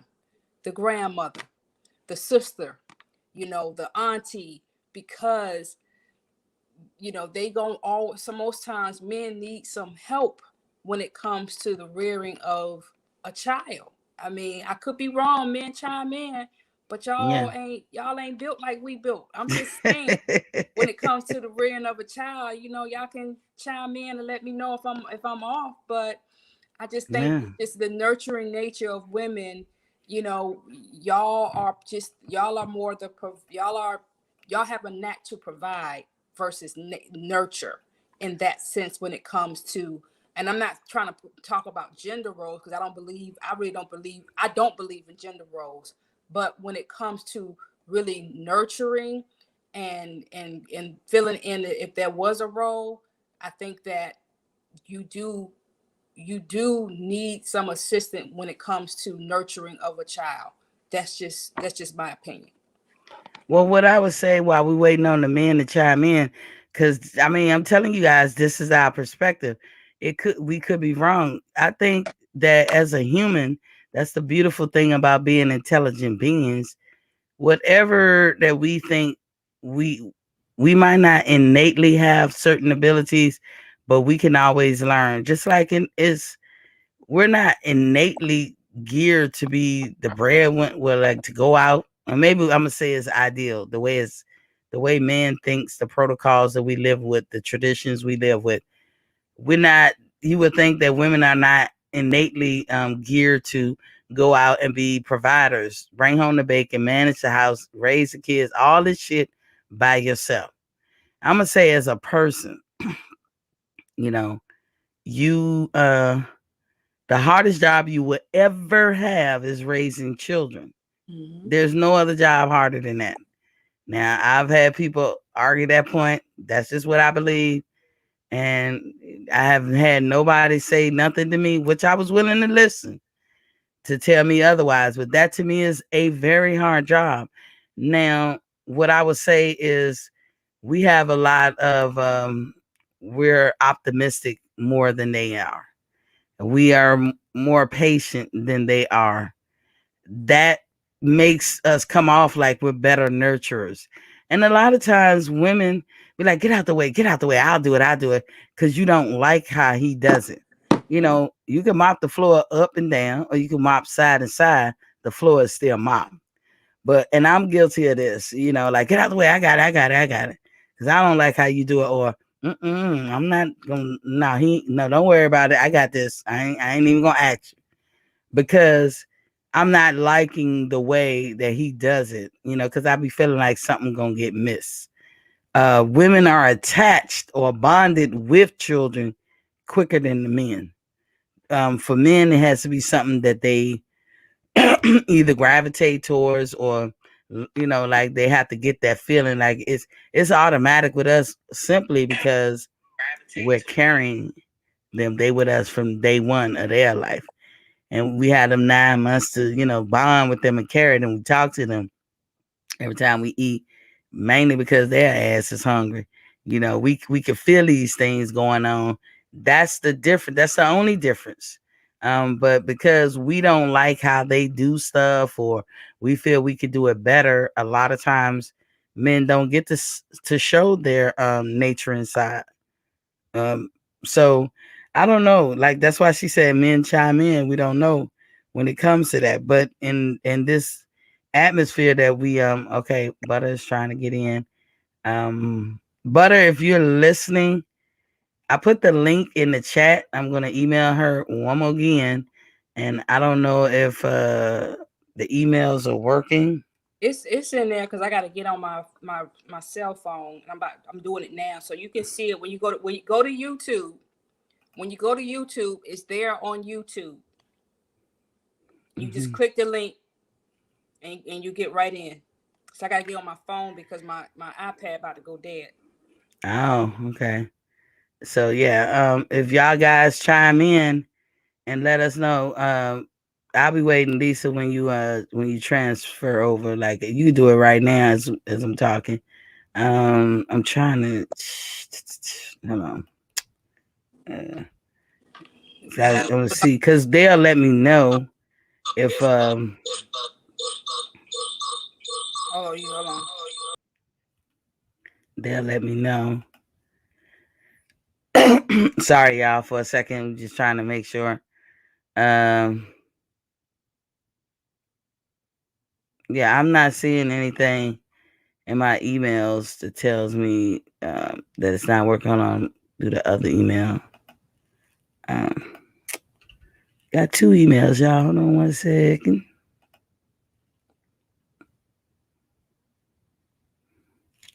Okay. It looked like it went through. Well, Lisa, I see yours. Sent. Let me see. Butter, it seemed like yours worked too. It don't say, yeah. It seemed like yours is working too. So, oh, Lisa, let me bring her in. You switched, Lisa? Yeah, I'm switched.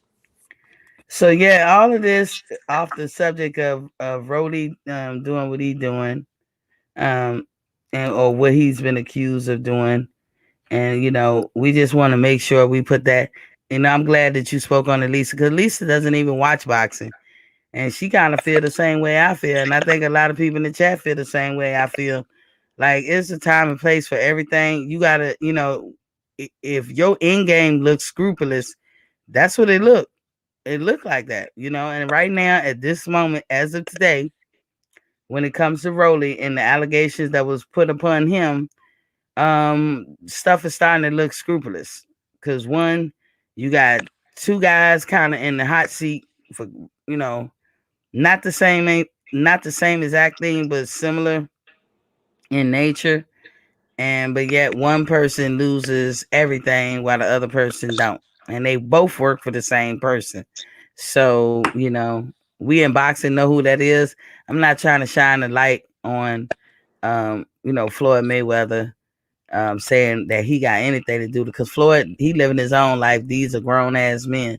Mm-hmm. But just on the tip of you canceling Rolly, because maybe it was you, maybe it was PBC, but whoever is the one, because it don't necessarily had to have been Floyd doing it neither, y'all. It could have been PBC, it could have been whoever. But whoever is the person that made that decision to cancel Rolly, and you didn't do it on both sides, that's foul. That's all I'm saying. We don't know who it was. And I guess in the coming weeks, we'll find out. But now, we're going to move to another story. Now, I had some boxing news. Lisa, you don't mind if I get some of this out? No, go ahead. Okay. Okay. So I don't know if y'all watched the weigh-ins of Kyron Davis and David Benavidez right today. Kyron Davis is not playing. He is not motherfucking playing. And I'm going to tell you, this guy, when y'all talk about marketability and what you should do, I'm not that familiar with him, but I'm like, he giving me that feeling like he might put on a show. He might upset some shit. He might change the narrative. The bad part about him beating David Benavidez, he will probably not be in the running to go against Canelo, and y'all know how Canelo feel about fighting black fighters anyway, period.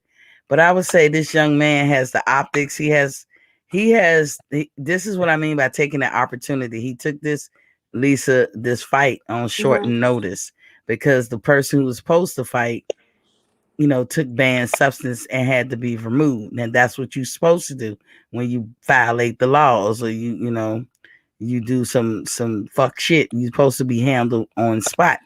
So in that respect, the guy who was supposed to fight that night, he was handled properly because he was removed.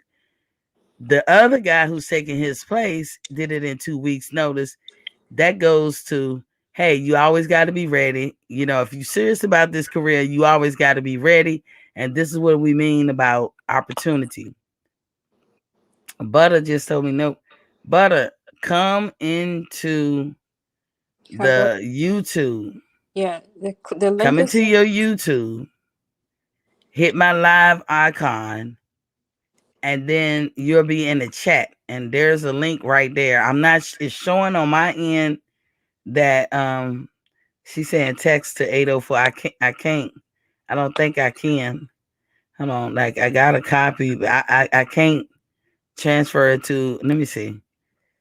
I don't know how I would do that. Like I can't send the link through text. Let me think about it. While I'm doing it, because I don't see how I can do that. Anywho,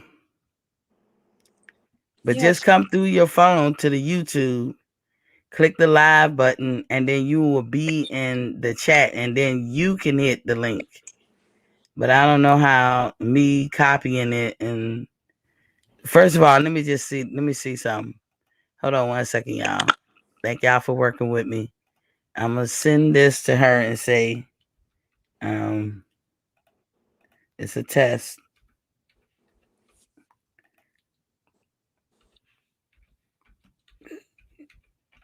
Yeah, the easiest way is just through YouTube. Yeah. Yeah, so I'm just sending a regular email to Butter to see if she see this. And hold on, because I'm interested in what she got to say. Let me see. Y'all hold tight. Damn it.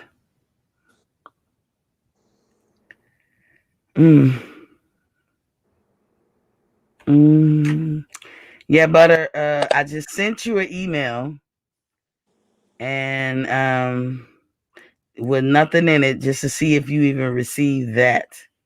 I'm sitting up here trying to go through the phone.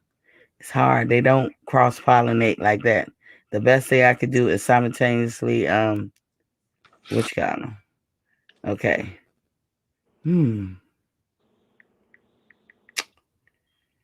Go to your email on your on your other phone. I don't know what to tell. I don't know what to say. But anyway, what was we talking about? Oh, so the boxing news. So Kyron Davis, he looked like he's sure of himself. I got that feeling like he's gonna do an upset. Now, I don't know if y'all saw the weigh-ins. The reason why I'm just going to knock it out today because it'll be old news by Monday. So they weighed in. Now David Benavidez weighed 169 today, and Kyron Davis was weighing under 168. The weight to meet was 168. You guys in the chat can help me out. If they're not fighting for a belt or something, they allowed to be a pound over, or I thought you had to make weight regardless. So y'all, I'm asking that question to the chat because I noticed that a couple of times here lately. Fighters, there's nothing on the line, not an eliminator or a shot at the title. They don't have a belt. There's just two contenders fighting. You could be plus or minus one with the weight, plus 1 or 2 with your weight.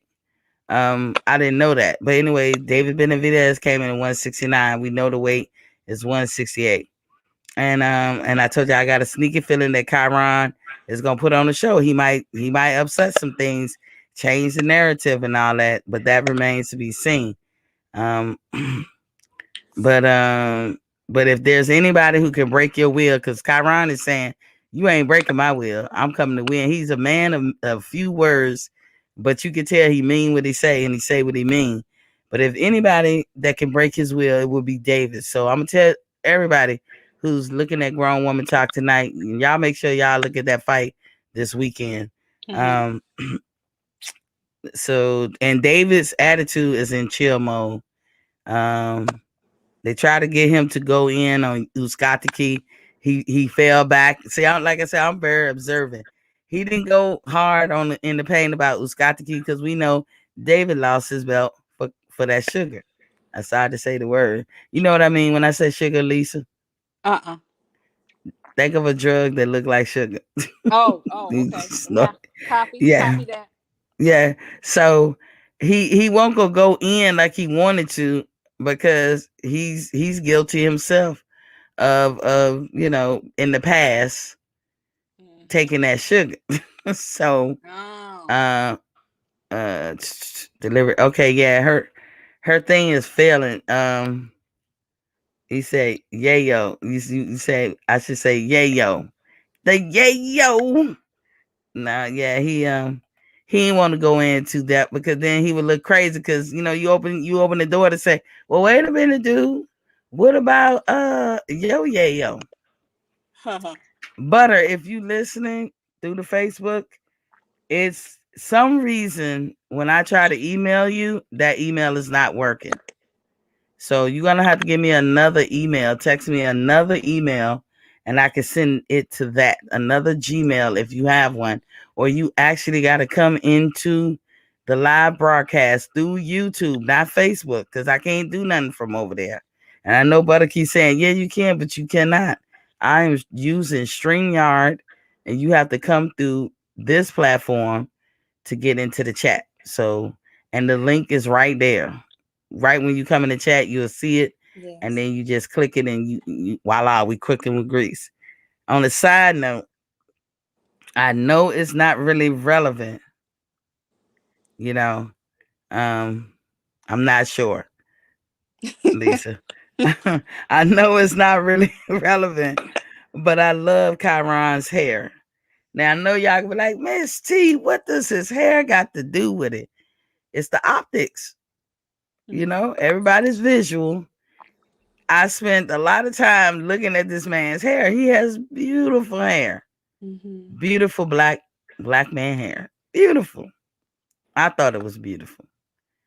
And I couldn't help but watching it. And then his overall presence, I was like, the optics. So this man, if he put on a good show, should have a promising career because when it comes to the optics / entertainment part of it, he has it. Now he's not very boisterous, so he would have to work on that. But a lot of fighters start off not being boisterous. This fight, I know, got to have more than 2 people fighting, but on the press conference, they only showed David and his brother Jose. Now I got to talk about Jose. Now I ain't the smartest motherfucker in the world, but I ain't dumb by far. Lisa, I wish I could show y'all what this dude look like, but I ain't even gonna do that. So what's his name? Look him up. It's Jose Benavidez. Look at the press conference. You remember to put it on mute so it don't bleed into this. No, I'm on Jose. my iPad got 3%. I can look him up on my iPad. Oh, David Benavidez. But yeah, just deal with the sound. David Benavidez is the headliner of the fight. And he's fighting Kyron Davis. I see the images come up. Okay. Okay.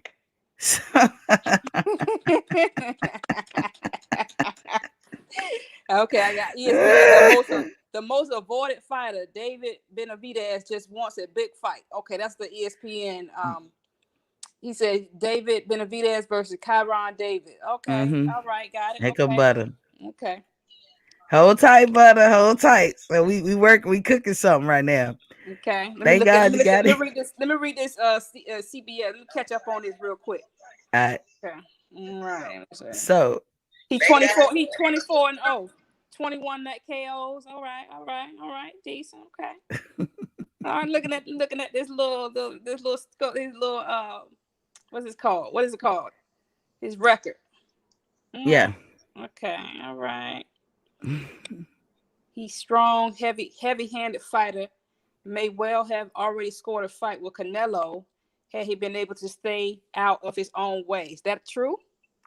True, because part of the fight game is you got to make the weight first. So he wasn't weighing what he was supposed to. If you holding the belt when you don't make the weight, you lose that belt on the scale. You didn't even have to fight for it. You lost. Okay. So this and now your fight will continue, but it won't be for a belt. And that's how he lost his belt, which a lot of people avoid him, like Canelo Alvarez, because you're gonna hear me bring him up later in the show when we about to talk about later. So Canelo comes in, fight somebody else for the belt that David just lost. Canelo don't want to fight David. He's scared to. But if you lose the belt and he swoops in, get the belt, and then the other people, he could fight and win belts off of them. Now he's the first Mexican to ever be undisputed. And in the division that he won it in, it's the first undisputed champion in that division, period. Okay. So now he done made all kinds of history because David dropped the ball and lost his belt. If David never would have lost his belt on the scale, we wouldn't be talking about Canelo being undisputed today. See how one thing could lead to another?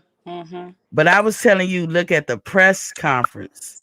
They had a final press conference. They fight this Saturday because I'm about to talk about his brother Jose Jr., Jose Benavidez Jr. Y'all know y'all saw the same shit I saw. So now let me speak on this dude. So something ain't right. And for y'all in the chat who probably looked at the same shit I did, don't y'all see something ain't right? I felt like he was on, I'm gonna leave it right there. On ... Dude was fidgety. He got marks under his eyes or on the side of his eyes, like he ain't slept in 3 months. He couldn't sit still. He was mad at his opponent for nothing, like either misdirected anger or just maybe he was trying to sell a fight, but shit, a little too late. Don't y'all think in the chat? Here it is 2 days before the fight. And you turning up the knob, you turning up the heat. And the guy that was his opponent was just sitting there like, I don't care what you say. Yeah, when we get in there, I ain't scared of you. I don't give a fuck. But he was like, dude actually did something to him. I don't even know his opponent. I mean, he was talking mad shit. He was just overly angry, and I was like, "What's wrong with him?" And then when he not talking, he fidgety. He can't sit still. Then he looked like in his eyes area, he ain't slept in months. I was waiting for him to flash a smile so I could see if he got that M smile. Y'all know what I'm talking about? That METHOD, man. METHOD, man. You know that rapper METHOD. I was trying to, because that what it looked like to me. And I was like, what the? Y'all know I'm gonna be doing a show about, sugar and the M's and all that stuff, and why these folks is taking it or what they doing. DJ in the building was popping king. He probably had a terrible weight cut. I don't know. METHOD, man. Demetrius Bright said Jose always tried to intimidate his opponents. He's a gangster, allegedly. Yeah. Got shot up in the legs for all that. And look at Demetrius talking some yay yo. But that's what I was seeing. I wanted to bring that up. Cause like I said, if I say it Monday, it'd be too late. Y'all be like, oh, Miss T, that's old news, fight over. But he had me feeling like, my last piece still a resistance was to look for the winning smile. Cause when they be like that, they might be 25, but they look older than me. Y'all know what I'm talking about. DJ said, or that Bolivian marching powder. You know what I'm saying, DJ? I was like, oh my God, please don't tell me this dude is because this what y'all don't know, Butter and Lisa. David is his younger brother. That dog is cute. Look at the cute bulldog. Yeah. She's thick too. David is the younger brother, but he's the headliner. He's more popular and more proven. But he lost a belt before as well. He was like one of the youngest champions ever. I think he got a belt at 19 years old. I don't even think Mike Tyson did that. But he lost his belt because he was on that sugar. It was DJ like to call it the Bolivian marching powder. But he was on that sugar, huh? They're so young. I saw his age. He's only 24 to be on that stuff. Well, he's off it now, so he say. But his brother Jose is a few years older than him, like 3. I don't know. Jose is probably in his late 20s. So the influence could be real. You know what I'm saying? Maybe David is good to go, but maybe the brother never did bounce back. And we know that back in the day, his brother got shot up. Like he was literally, I ain't gonna say hunted down, but like somebody was getting at him. And when you in that world, you in that world. So makes you say, But that's all I was gonna say, just to because it'll be old news by Monday. Y'all watch the fight. It's gonna be Saturday. Tell your bestie, buddy, Butter, that there's good fights coming on Showtime this weekend. It's not pay-per-view or nothing. It's just it'll be on regular TV, Showtime. So Butter, what's good with you? You look tired. You had a long day at work? I know. Butter. Did she freeze? Unmute yourself, Butter. Like she froze. She could have froze. Yeah. DJ said, yeah, David admitted he was experimenting with recreational drugs.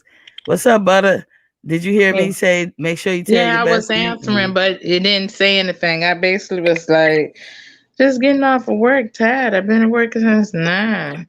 Ooh. They offered me a higher position today because my supervisor wasn't acting as if he wanted to be there. He was kind of overwhelmed with having to fill in the blanks when nobody is there. If you take on a supervisory position and it entails you to fill shifts when your employers or employees can't be there, then why take it? But he's eating up his words because when he was handed the position, he said they should have made me supervisor anyway. Well, guess what? You're tired. It ain't been but 3 months. And I've been coming in there, filling in the holes, filling in the shifts. Now the regional manager came in today. I guess his stepdad had passed. So he took off because the stepdad had passed. I'm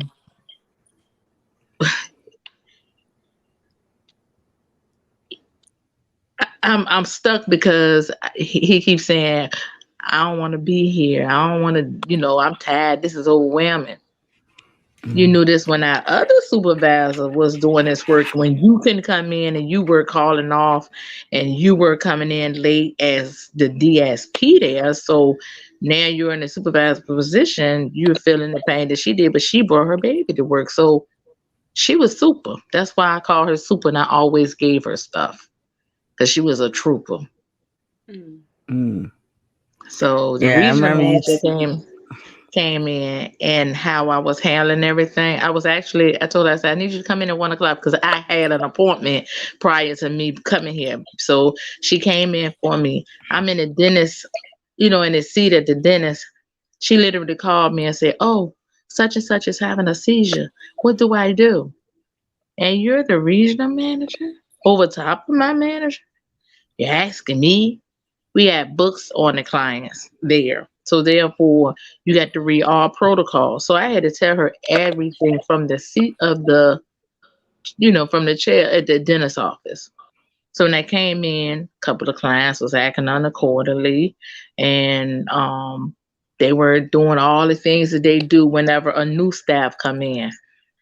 I shut it down, all 6 of them. She said, wow. She said, why wouldn't you take on a position as a TL? I said, because y'all criteria for a team lead is to come in and fill in the blanks when necessary. And I need staff here before I be a TL. I need staff. I need somebody that's going to be here. I'm here. I like the rad clock. Click, click, click, click, ching, ching, ching, ching, ching. And I like I said, shut down shop. And I'm very nice and cordial with them. I don't gotta bite them, put my hands on them, or nothing like everybody else do. That's why one person lost her job last week because she literally put her hands on the client after he put his hand on her, and literally she gave him the business in front of another customer. So you can't do that. I'll let you hit me and I will sue you and your family. And that way you sound like the boxing section sounding like Kyle. Kyle working on a strategy such as that with the Keith Thurman. Don't put your hands on me. But I love what I do. I love what I do. And this ain't about the floors. This is me being a mental health counselor and working with individuals that need total attention. They need for you to be attentive to them. They need you to be able to understand, their quality of life, and need you to be able to be there for them, because they don't really have a lot of people to turn to. So sound like you need to go ahead and get you your own business, take the staff with you. And get your certification and run your own business, because you'd already know it, because they seem to lean on you for everything. They do. And then I'm about to be the last standing. My supervisor got a head position. Okay, she good. She been doing this she the one who taught me. And I love Tequila. Her name is Tequila.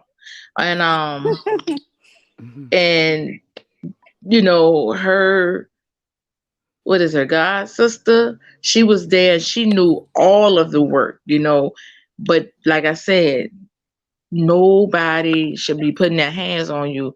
Me, I would have acted like a fly could have hit me in my face and I would have dropped to the floor.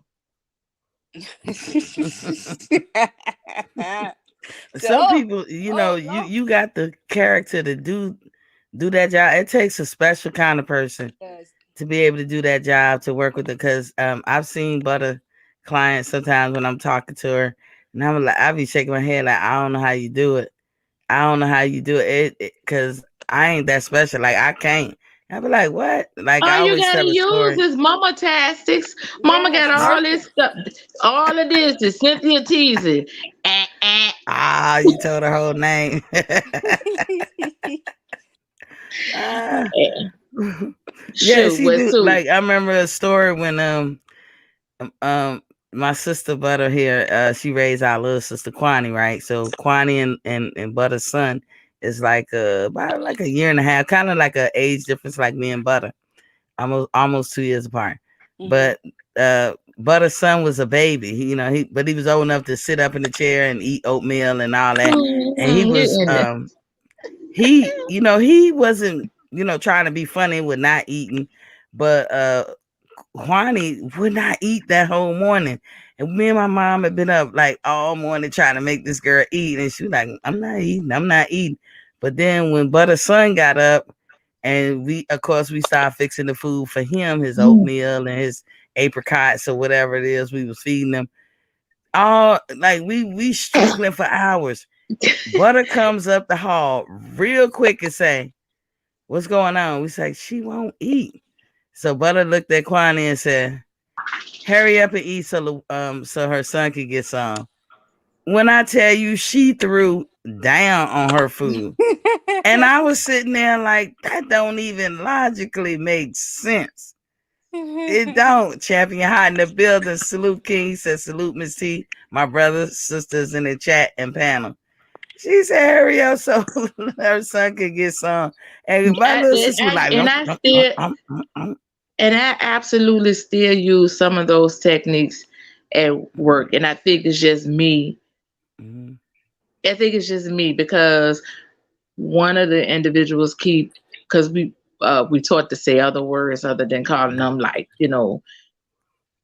those ancient words like retarded or anything like that. But in a way, because they are individuals, they are, human beings. So he always going off and maybe want a PRN, right? They want us, and I don't care who's listening, but they want us to do everything to redirect them. But the way that they really want us to redirect them don't work. All that talking, rah, does not work. So here come Fran Sean with her technique. Hey, now mind you, he get his medicine, but it's 3 melatonin pills or 2 melatonin pills that he gets, and it's already in his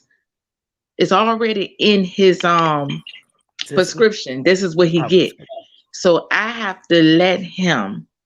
I said, look, I'm gonna give you these 3 pills right here every night. I'm gonna make you these. I'm convincing him that the pills that he actually have to take is his PRNs, but it's not. So when he see them pills, he don't act up. So you always it's a step already ahead scheduled. He get them at 8 p.m. every night. But and we are to educate them about that medication. But sometimes they forget. So he be wanting the green and white pill. He don't know what it is. I said all of your pills is green and white. Not the end of their green and white. I'm saying they all perform something to help you with your disability.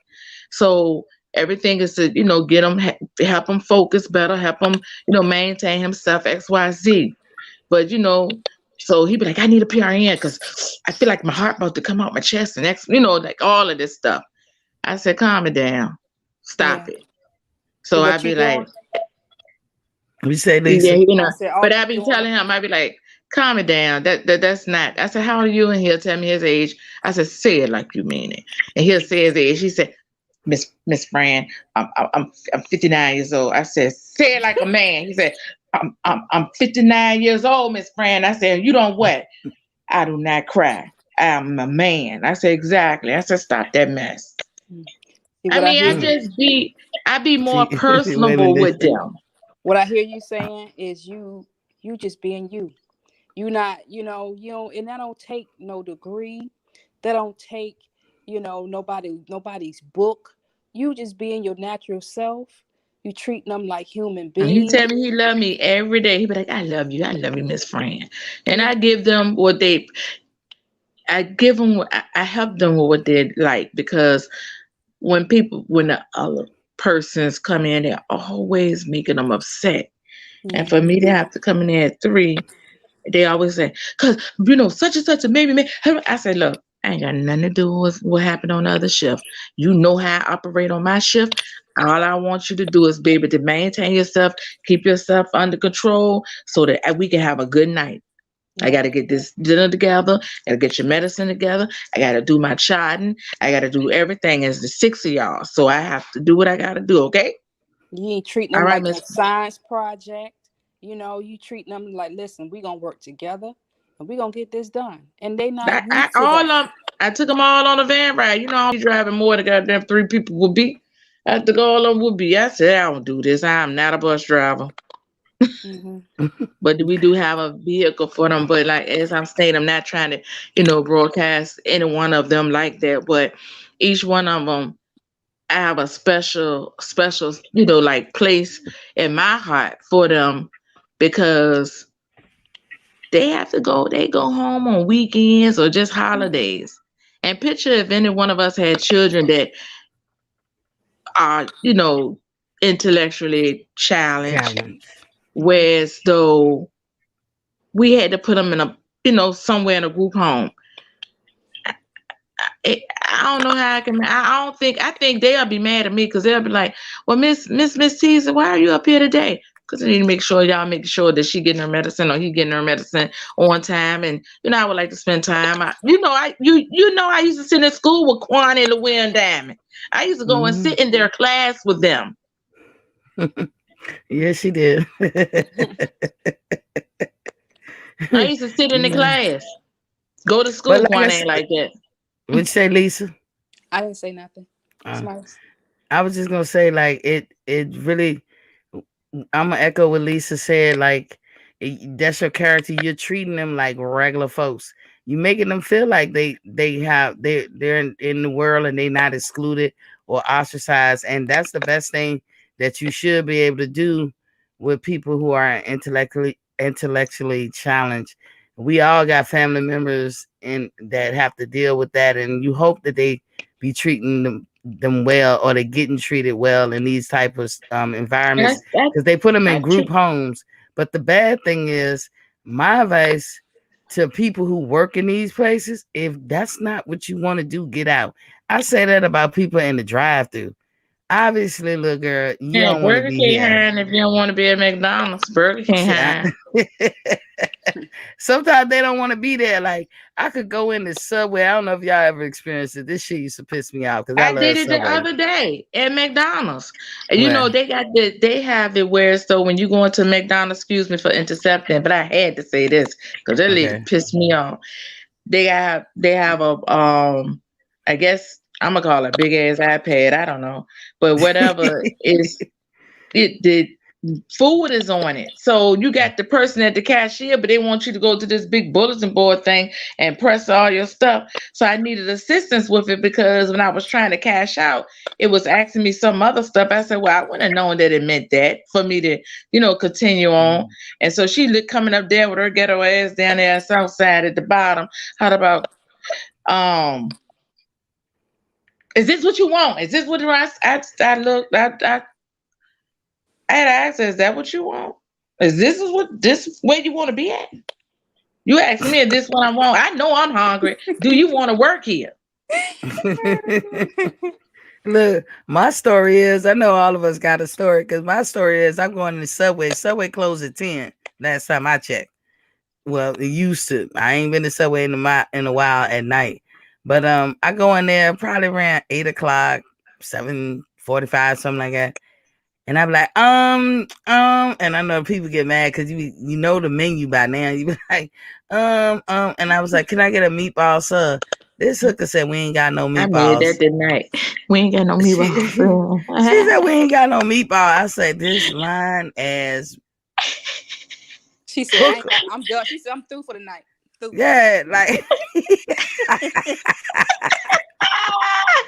I'm not unthawing no meatballs for your motherfucking ass. Bitch, you better come back in. Anything, get meatballs 5 o'clock and before. You can have all the meatballs you want. You was getting Chipotle meatballs? Nah, I was getting regular meatballs with white American cheese, and maybe they sprinkle so I get it toasted. That's all I need, right? But I wanted meatballs. I wanted something hot. What'd you say, Lisa? She said, "I done put them up." Sorry.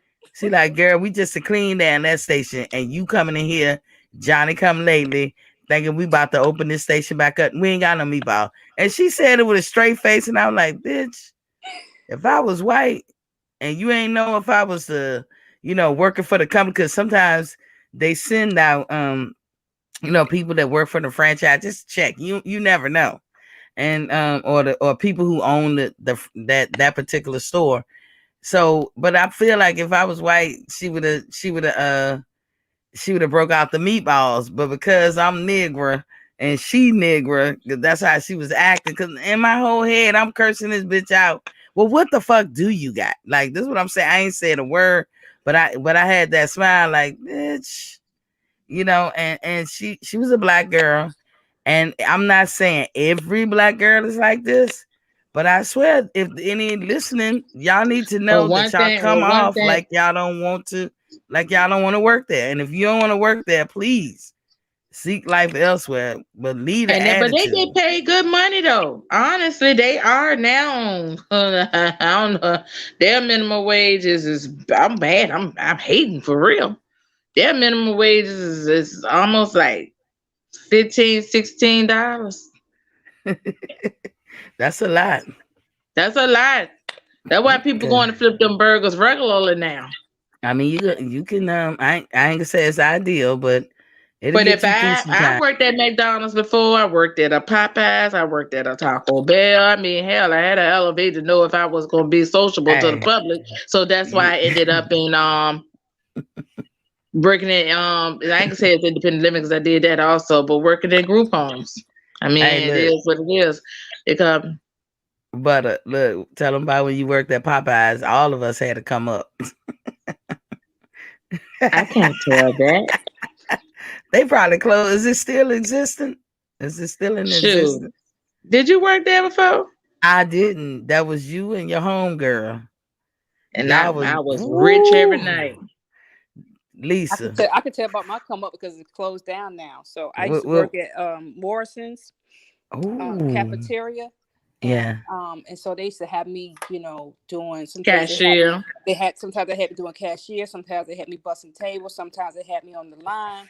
And so back then, when they had me doing cashier, I knew exactly how much to change. I knew how much it changed. So I was paying myself. I would take a money home out that damn cash register. How much they're gonna ask you they're gonna ask you that on the application before. Have you ever? Nope, sure didn't. You ain't catch me. I ain't do it. Wouldn't me. Champion High said, "Be careful eating Subway, Miss T. It's been reported that the meat products are 10% meat, and the tuna in Subway is not even tuna, and that is my favorite sandwich." Champion. That's my favorite sandwich. Also, the tuna wrap, and the meatballs is why she didn't have any. She was saving your life. Ooh. Yeah, that was back in when I was a teenager. I ain't know no better, but I have repented for my sins. You repented. You rebuked thee. I rebuked those demons. It's crazy because I can't stand a thief because I don't steal, So when I was trying to get on a bullshit, so I knew. But I was also in high school. I was on cheerleading squad. I had to pay for all my stuff. I was 16 years old. We all have done wrong. When I was, when you were young. I mean, I ain't the only criminal that stole from Popeyes. All y'all out there who been working at Popeyes, no. But your homegirl got a call from doing them. Remember, you told me. Michelle, Michelle. You gotta be careful because this is on Facebook. I don't want to say too much. That tennis shoe car. God damn, you remember all that? Girl, you bought me some nice little gear. Remember you bought me them Adidas pants with the pleats? And I kept it in the closet. You sure that ain't that $4,000 I found at McDonald's? So I don't even know nothing about that. Oh, you know, I had stacks in my hair. I had a new Reebok outfit. Yeah, Yeah, I was. Lisa The saying be McDonald's. careful. Yeah, just be careful because The you said the McDonald's. videos on YouTube, and then this also you screaming on your Facebook, and now you know we got haters on your Facebook. I forgot. Well, you know what? I think about the statute of limitation. We talking what? Damn near 30-some years ago. Too. Yeah. Sure, there was a lady on there yesterday talking about how her daughter was, you know, bad mouthing her, and she said everything she did. She said I was tricking, I was snorting, I was this, I was that. She was telling all her stuff, and you know, and what she was doing and hustling and selling. So it is what it is. We got freedom of speech. She told us what we're supposed to do.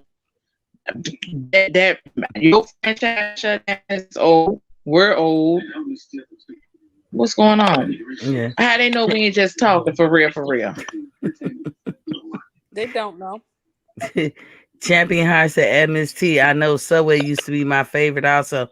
After that report, I was done. I'm done. Because, you know, this is the reason why I don't eat boneless wings.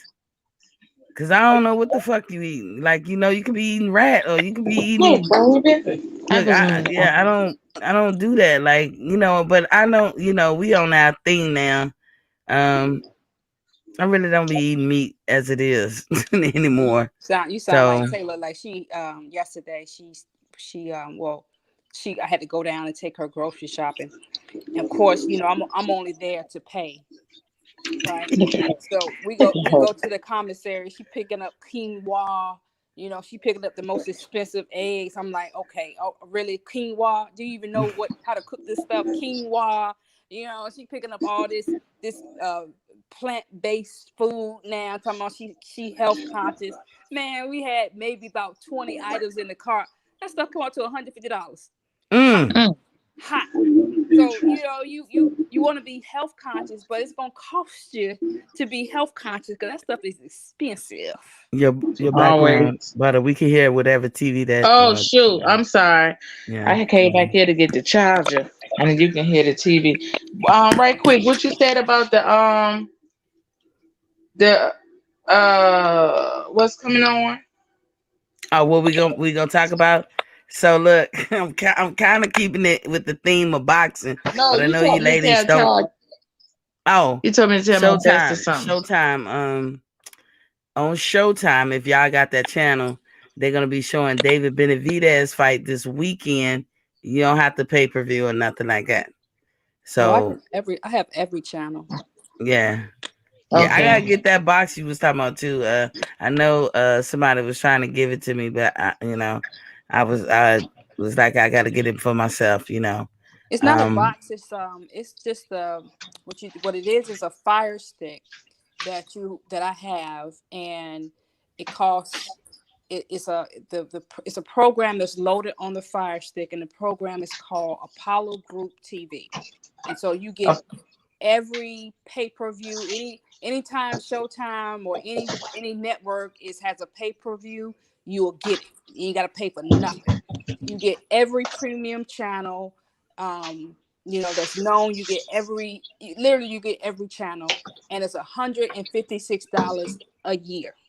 Text it to her. Text it to her so she could, you know, put it in there. Well, I have the person that does it, and he'll load. He charges, I think, $60 to load the program on you provide him the Fire Stick, and then he'll charge you, I think it's $60 to load the program to the Fire Stick for you. Unless you know somebody that can do the Apollo Group TV. He's the only person that I know locally here in Virginia that will load the program for you, and then you go onto Apollo Group TV website, and then you just pay, and then you'll have it on your Fire Stick. It's really simple. Like I said, it's real cheap, and you get every program, you know, every premium program, every pay-per-view, anything that you want to watch, and it's streaming. It's, you know, streaming TV. You just stream Apollo Group TV. like any Netflix. Like if you paying for Netflix, you ain't gotta pay for Netflix no more. If you paying for Hulu, you ain't gotta pay for Hulu no more. If you paying for Amazon, if you like Amazon TV, Amazon Movies, Amazon is on there as well. I mean, everything that you can think of as far as streaming is on this Fire Stick. Yeah, I have a Fire Stick. I have a Fire Stick, but I don't know what that app is. But I got all of that too. It's crazy because I absolutely pay for Netflix because I take my iPad to work. Though I got it free on my app, my Fire Stick, but and it's called jailbreaking. So Tiptoe does that for me. He does it, and it's crazy because every time, every I'm sorry, I meant to say his damn name. I know, Butter just dropping dimes. So listen, ask him about Apollo Group TV. Ask him about it. I will. Well, I get that. So yeah, I'm gonna know about it. He may already know, and then if he know, all he gotta do is add that program, and then all you gotta do is just go onto the website and pay for it. Hey Lisa, hook that up for me. You know we good over here. Yeah. Hook that up. Christmas. Yep, I got you. but like I said, he lives here, so he does stuff like hang 'em high. He hangs TVs and stuff like that. He does a lot with smart TVs. So he's legit like weed is. Look, y'all didn't let the dude come in. Y'all let that Republican come in. Y'all still gonna have that casino? No, this casino's a bust. That's done. Damn, y'all, Champion Heart. You see what I be talking about? That's done. All the jobs that was gonna come to them. What about your weed shit? Because y'all was legal. That's in limbo right now. See, Champion Heart. See, this is why I don't fuck with Republicans. Look at this motherfucker. He don't give a damn about none of that. He want to stay in power, and he need people to vote for him. And you know, there's always a group of pilgrims that got a problem with everything that make everybody else smile. So he got to make the pilgrims mad at you. And then now, you know, like look at them motherfuckers. They want to smoke weed. Look at them motherfuckers. They want to open up a casino. Champion Heart. That was gonna provide so many jobs. But see, the casino jobs. The casino was dead before he even took. You know, he's not even. He's just a governor elect. So that's been done before he even took office. Before even November the 6th even came into play. That was they didn't want that. They didn't want that. They didn't want that at all. No, that was done before he was even. Oh look, I lay my last Champion Heart. I was going on a rampage. No, that ain't had nothing to do with him. That's the daggone Democrats. Hey, Daddy. The Democrats, that was dumb. I ain't gonna put that on him at all. The Democrats, they had control of both houses and couldn't get that done. What the fuck? Exactly. So Champion Heart, in this case, you smelling like roses. Champion Heart, that Birdman, salute my brother. Champion Heart smelling like roses when he be talking about these Democrats. Look at him, laugh out loud. But the weed though, what the fuck? I mean, yeah, that's in limbo now that they said that he's the governor-elect and he's not filling any dispensaries all over Virginia. So because the Democrats didn't move. Well, then I take it back, Champion Heart, because we didn't get out and vote. We was apathetic. So I'm smelling like roses. This is an inside joke, y'all. Me and Champion Heart was talking lovely about politics the other night on Fred's show. Hey, Daddy. So, but some things, this is what Champion Heart be saying. You know, he be saying that like, hey, y'all Democrats be crazy for voting for them all the time. I was like, yo, I'm a loyal Democrat.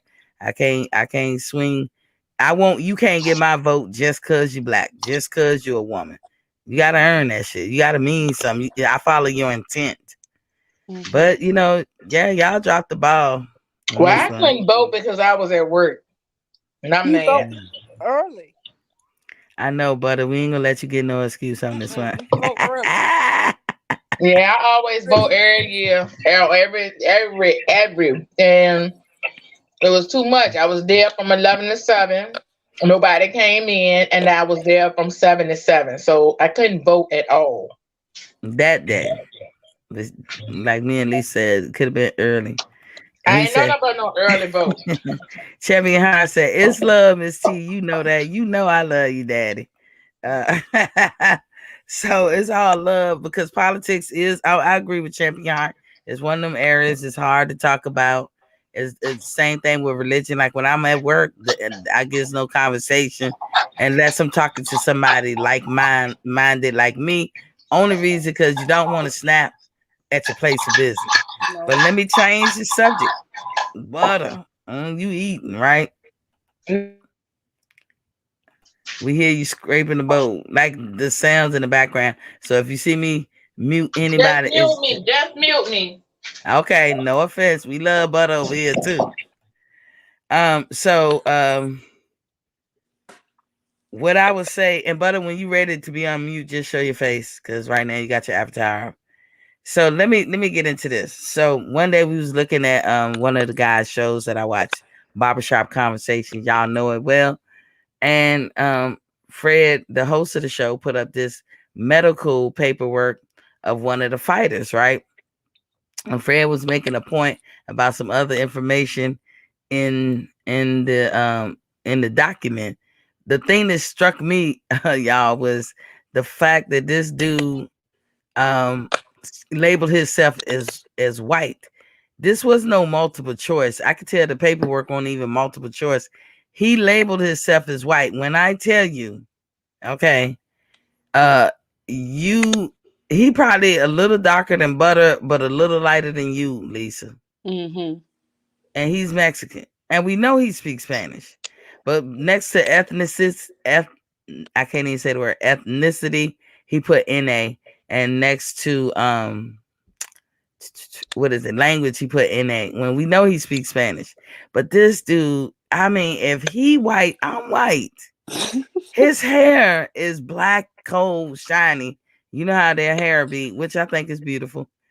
His hair is black and cold, like, you know, real shiny, like. But I never seen a white person like that. His skin, like I said, he in between butter color and your color, or probably close to butter color. How the fuck is you white? That's what. There's nothing about him that screams white. But probably, the reason why, probably, one of his parents is. They both Mexican. That whole family Mexican. That's what they descend from. Well, maybe he intellectually challenged. He don't know. No, he just, because I have been on other shows before, and the reason why I point this out to Fred, I was like, oh, he's saying he white. And Fred was like, oh my God, he is. The reason why I pointed out, because when I would come on the show, if I said it's a lot of Latinos out here, preferably Mexicans, that think they white, and it's a shame. It's like they walk around with this so-called white privilege that they think white men have, and they think because they think they white that they got this privilege. And a lot of people be like, what is you talking about? You know that they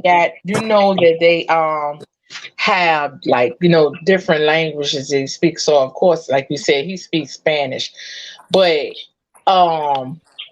if you know how when we fill out applications and they ask us, you know, our ethnicity, fuck that word, but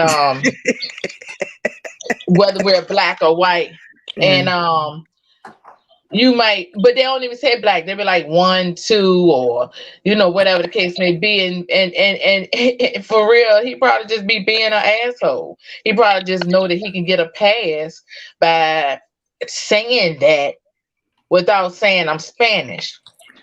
You know who could get a pass? Go ahead, Lisa. Go ahead. It's more beneficial for him. It's going to benefit him to be white versus Mexican. It's going to open more doors. Hold on, it's going to open more doors to be a white boxer than it is to be a Mexican boxer. See, listen, he's rich, so he don't have poor people problem. He could be whatever the hell he is. He could be what he look like. But now they do have Mexicans that look white. it wouldn't be a big stretch if Canelo was to say that I'm white or whatever. And Canelo don't even do shit like this. Not that I am aware of. He seemed like he proud and can't wait to wave the Mexican flag. And that dude look whiter than all of them. He got red hair. This is why we call him Cinnamon. But he got red hair. And he's the one who could say I'm white. But I don't even want to name the derogatory names that they'll say about Mexicans, but as to describe him. But you could use those negative derogatory names to describe him. There's no way in hell that he looks white. The reason why I'm bringing this up again, because now we call him Whitey Garcia, and he hurry up and took that dance. He thought he was being clever, trying to show proof of something else, but he told on himself. It's one of them things. So the reason why I bring this up, because I was looking at Drew Titan this morning. Shout out to Drew Titan. He's always supported me or whatever. I wish I could get up early enough to watch him in real time. But I was watching Drew Titan, and the fellas was having a great conversation, and it was about Crawford and Porter.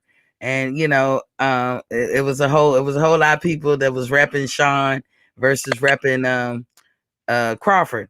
And out of nowhere, this guy comes in talking about Mexicans run boxing like they rule the world, like talking from a superiority position. And I was like, what? And I said, you know what? Tonight, I'm gonna have to say something about all of that. And I'm gonna have to damn near. I feel like I'm giving a history lesson, but anybody who's think I'm wrong can chime in. If we got some Mexicans looking, y'all can chime in. Champion Heart said, well, they actually get a honorary white card, but when Trump gave them they nigga moment, it was what I'm trying to say is what had them in their feelings. Yeah, Trump gave them the moment. Marca Docious Mac of the South said, salute the lovely and beautiful Madame Queens. Hello, sir. But okay, let's start it off. Y'all know the crayon box. Now y'all help me out because it's been a minute for this sister. The crayon box has like 5 primary colors. Correct? Am I wrong? Am I right? You're very correct. Yeah. Okay, what are they, Lisa? Because I don't know. Blue, green, yellow, right? Brown, red, orange. Red. No, not. Well, we do know that black and white is a primary color. I don't know about the other ones. Blue might be one. I don't know. It's orange and green, blue, yellow, and purple. Purple? I'm talking about primary colors, meaning that's the original color. Well, we do. It's a box of 8. It come in. No. I'm talking about the old school, the box of 5, like the primary, like the colors are yellow. Oh. I'm about to. They said the primary colors are yellow, blue, black, orange, green, purple, and looks like magenta. Or what is this? Violet. Those are primary colors. That's what it says. But we know that. So how many is that? 6 or 7? I know. Back in the day, it was 5 in the box. 7, 8. It was 8. 1, 2, 3, 4, 5, 6, 7. Well, it's 9 primary. Okay, but we do know that white and black are primary colors, correct? Right. Now, a lot of people could be shocked as black people. I don't think we will be shocked, but people who are not black will be shocked to know that there is no color that comes from white. Can I get an amen? Am I correct? There is no color that comes from white. It is. All colors, just from white? Huh? Just from white or mixed with other colors? When we talking primary colors, all colors come from black. There is no color that comes from white. Mm-hmm. That's a fact. You can't. That's a scientific fact. What can you mix white with to get another color? Okay, so let's start off in the country. Y'all got me to go get a box of crayons. Now y'all take this walk with me. It's kind of like a history lesson, but I'm trying to be quick and short and sweet. It can't white and black make gray. It don't matter. There's no colors that come from white. There is none. There is no color. We used to work with digital analyzers, spectrums, and shit. There is no color that come from white. All colors come from black. All colors come from black. I just said that. That's why I said black. Right. Black and white. So I'm just putting the emphasis on black. Always bet on black. Always bet on black. But anyway, so let's start in España, right? España. You know, people can say however they want. We just gonna call them Spain. We gonna call it Spain. No, Espanol would be like the language, but España, like ESPAIN. What is it? Lisa A. España, IA. That's the name of the country. That's what they call it. We just be calling it Spain without derelict ass. When I say we, I'm talking about the whole country of the U.S. We're quick to say Spain, but they call it España. Correct, Lisa? Yeah, España. Yeah. Champion High said everything comes from black. Facts. Okay. In España, that's a European country, correct? And if that's a European country, then you can say that those people were white. But here's where that wrinkle starts. The wrinkle is that from the year of 711, the Moors conquered Spain, everything from south of France, all of Spain, all the way over the Iberia, area, and to include some parts of Italy. That is a fact. That's not T saying, that's a fact. Moors are Africans. You know, they might as well have been the Hannibal group that conquered Sicily. The Moors conquered Spain, and they held that reign for approximately 800 years or 900 years, something like that. When the date came, this is why Queen Isabella is so popular, because she was the only Spanish monarchy that could run these black folks up out of there. Now, at the time when the Moors conquered Spain and had all that control over Europe, if you go further up where Britain and UK and with Scottish, Ireland, all that stuff, they were rugged, rudimentary type people. They had maybe 3 colleges. They didn't know how to separate the cows from the horses, from the pigs. They didn't know shit. Most of them were ignorant because they didn't know, right? And I hate to use the word ignorant because all of us can be ignorant when you just don't know for whatever reason. They did not know shit. Meanwhile, in Spain, they was hot on math, astrology, growing crops. They was prosperous. You couldn't beat it. In fact, a lot of Spanish culture is really African culture, but you can't tell them that shit. So all those castles that you seen, Lisa, when you lived there, when I lived there in Sevilla, they beautiful and big, right? Oh yeah. Moors made them, not the white folks that was there before the Moors conquered them. And like anything, you get a group of black folks that take over, and what they gonna start doing? What the men gonna do? I know the men can say amen in the chat. What they gonna do? They having sex with the women, and they procreating over and over and over again. This is why Spanish people have color. Period. This is why they got color. Now, the Portuguese people, the difference between them and Spanish people is not much, but to me, the Portuguese people look a lot lighter. And it might have been that, maybe the Moors didn't venture over on that side, because if you looking down at the country of Spain, to the left, that little slither is Portugal. So the Moors conquered them, procreated with the women. Their babies had babies, and their babies had babies, and that 800 years of this. Now we can say Spanish people today have black in them. Correct. Everybody with me? I'm with Champion High said more means black. You absolutely right, Miss T. So to this day, in my Deontay Wilder voice, Spanish people have black in them. I don't care how white they look. They were conquered for more than 800 years. Queen Isabella ran them out in what year? 1492. Don't that sound like 1492? Columbus sailed the ocean blue. But this motherfucker did not put foot on what we call America today. He landed in Cuba, just so we know. He came over with some Parisian, I can't say the name start with a P, black folks brought him over. But I ain't gonna get into that whole story because black folks been coming to what we call America today thousands of years before Columbus ever got over here. That's straight up.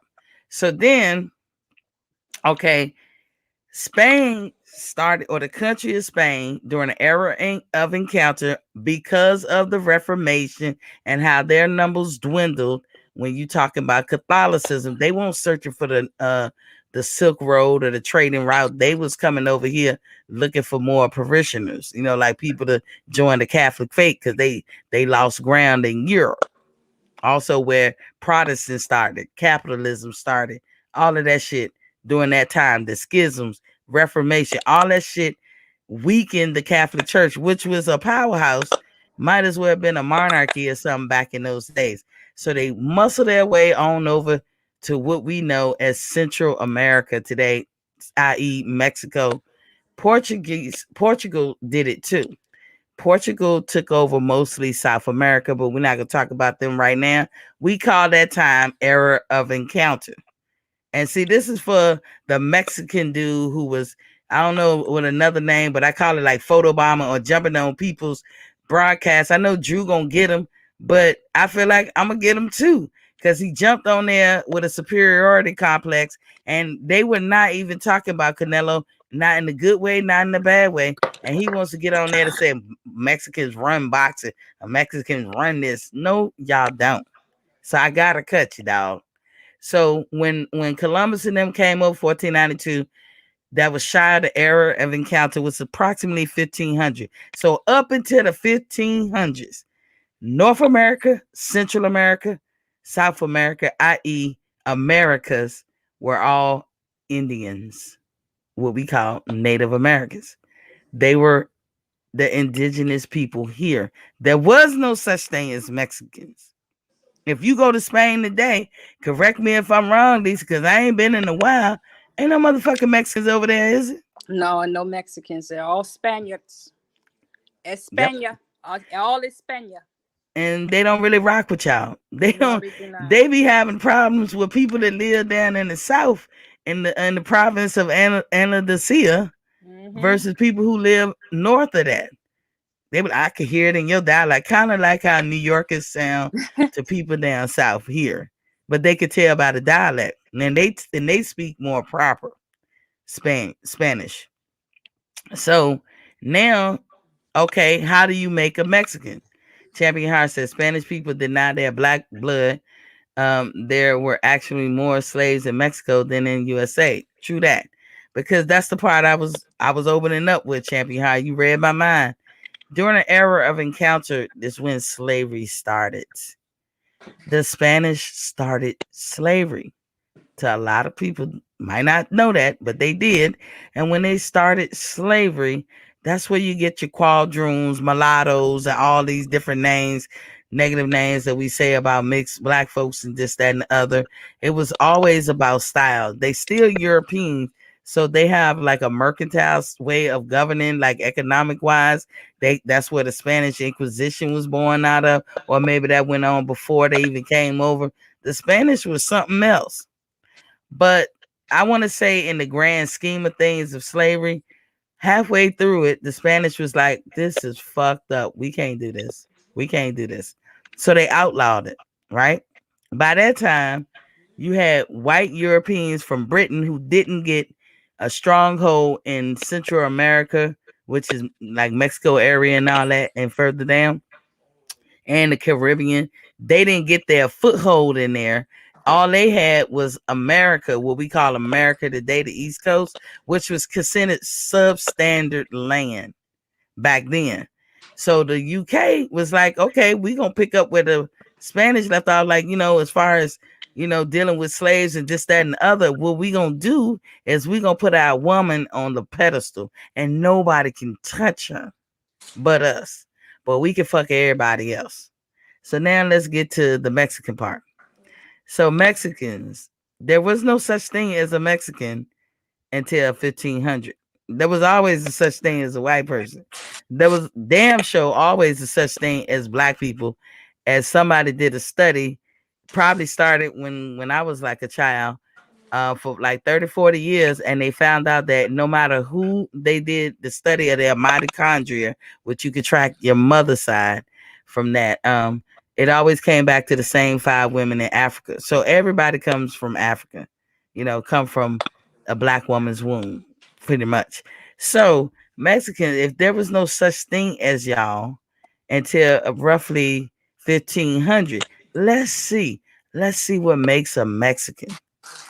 Well, what was the indigenous people? Indian,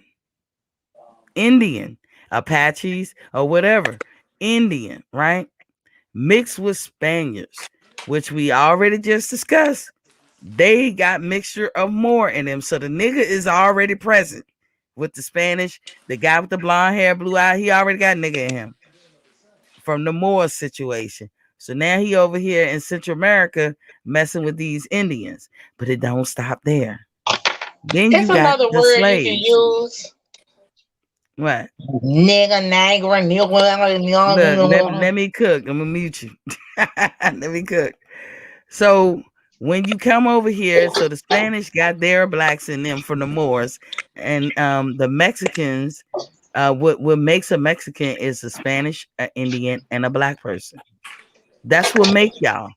So while y'all out here tripping, trying to act like y'all better or superior, or that y'all white, come on, you got 2 parts nigga in you. So I'm just saying, in the end of the day, you wouldn't be here without that black part. So for that guy that was running around, jumped on Drew Titan's what you call him, his panel, when they were clearly not talking about it, trying to be like y'all superior.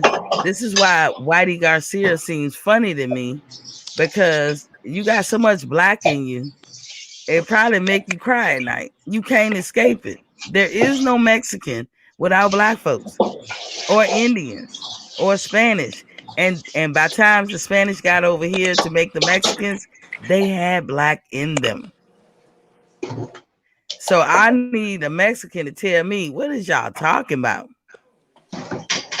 What is up? Because right now, you two ladies don't understand. It's a lot of racism going on in boxing. It always have. But right now, at this moment, it's laid at the feet of Mexicans. They taking banned substance. They cheating in broad daylight. They got people who are judges of fights and over black folks. But on their social media, they calling them monkeys and niggas. And you talking about me saying the word. You should see what they say.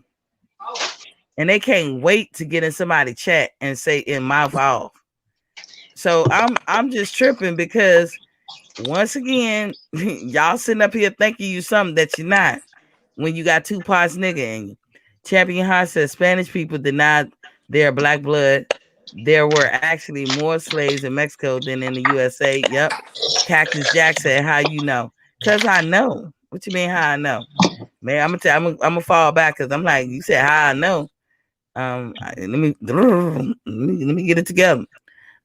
Champion Hart said Miss T been watching the Hidden Colors documentaries. You know your history, Miss T. Pride is kept, y'all. I have a history degree. I didn't just go to school and participate and just get a history degree. I got the actual degree. I got the paperwork. It's in the closet right behind me. Pretty much. Champion Hart said, and this was my major, American history, and Mexico history. And all of that came into play with American history. So I had to learn this stuff. This was my major. There's a lot of history that I don't know, but this particular subject we had no choice but to learn. This was on the docket. Champion Hart said facts. The black woman is the mother of civilization. She is the only woman that carried what is called the Eve gene. There you go. It was a show called the Eve something. I don't know if it was the Eve Project. They played it once on PBS and they played it once. They took it down. You cannot find it you cannot Google this thing. You will never find it. They ain't want you to know that. Cactus Jack said they lie in school. Dude, I got a college degree. Cactus Jack, who are you? I'm gonna put the link in the chat. You can come in and we'll learn us. Teach us something. Who are you? But do show yourself. Who are you? Are you Mexican? Are you Mexican? Don't get mad when I'm just stating the facts. They lie in school. This is in their history. This is known facts. Noah GX, all the way from Japan, in the building, was popping king. He said more slaves were in Brazil, South America than the U.S. In the beginning, it was just the same. It was in the beginning, there was different phases. So it depended on the resources of the land where anybody was concentrated. Champion Heart said, yep, you right. They took it down. They sure did. You ain't better find that because they don't want you to know. Just like if somebody ever asks herself, because I used to, what is the black stuff up in the sky?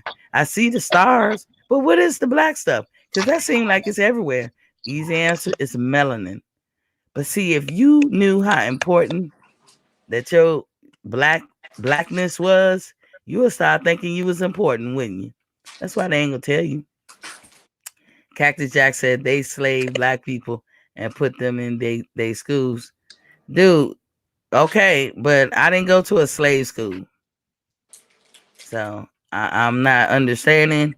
I ain't trying to knock you down, but I'm not understanding where you come from when you saying they slave black people and put them in their schools. That has nothing to do with me and me going to get my degree. So but in the books I chose to read. But what y'all think about that? We got Mexicans nowadays that think they white and they making moves as if they got privileges like white people. And some of them are the ones who's brutally killing unarmed black men. Because we keep saying it's white men, but if you look at the man who pulled the trigger, the people who did it, it's 9 times out of 10 a Mexican. I'm sorry to say, it's true.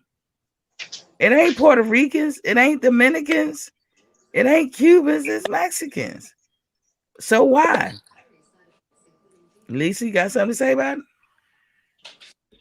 I'm over here eating a salad.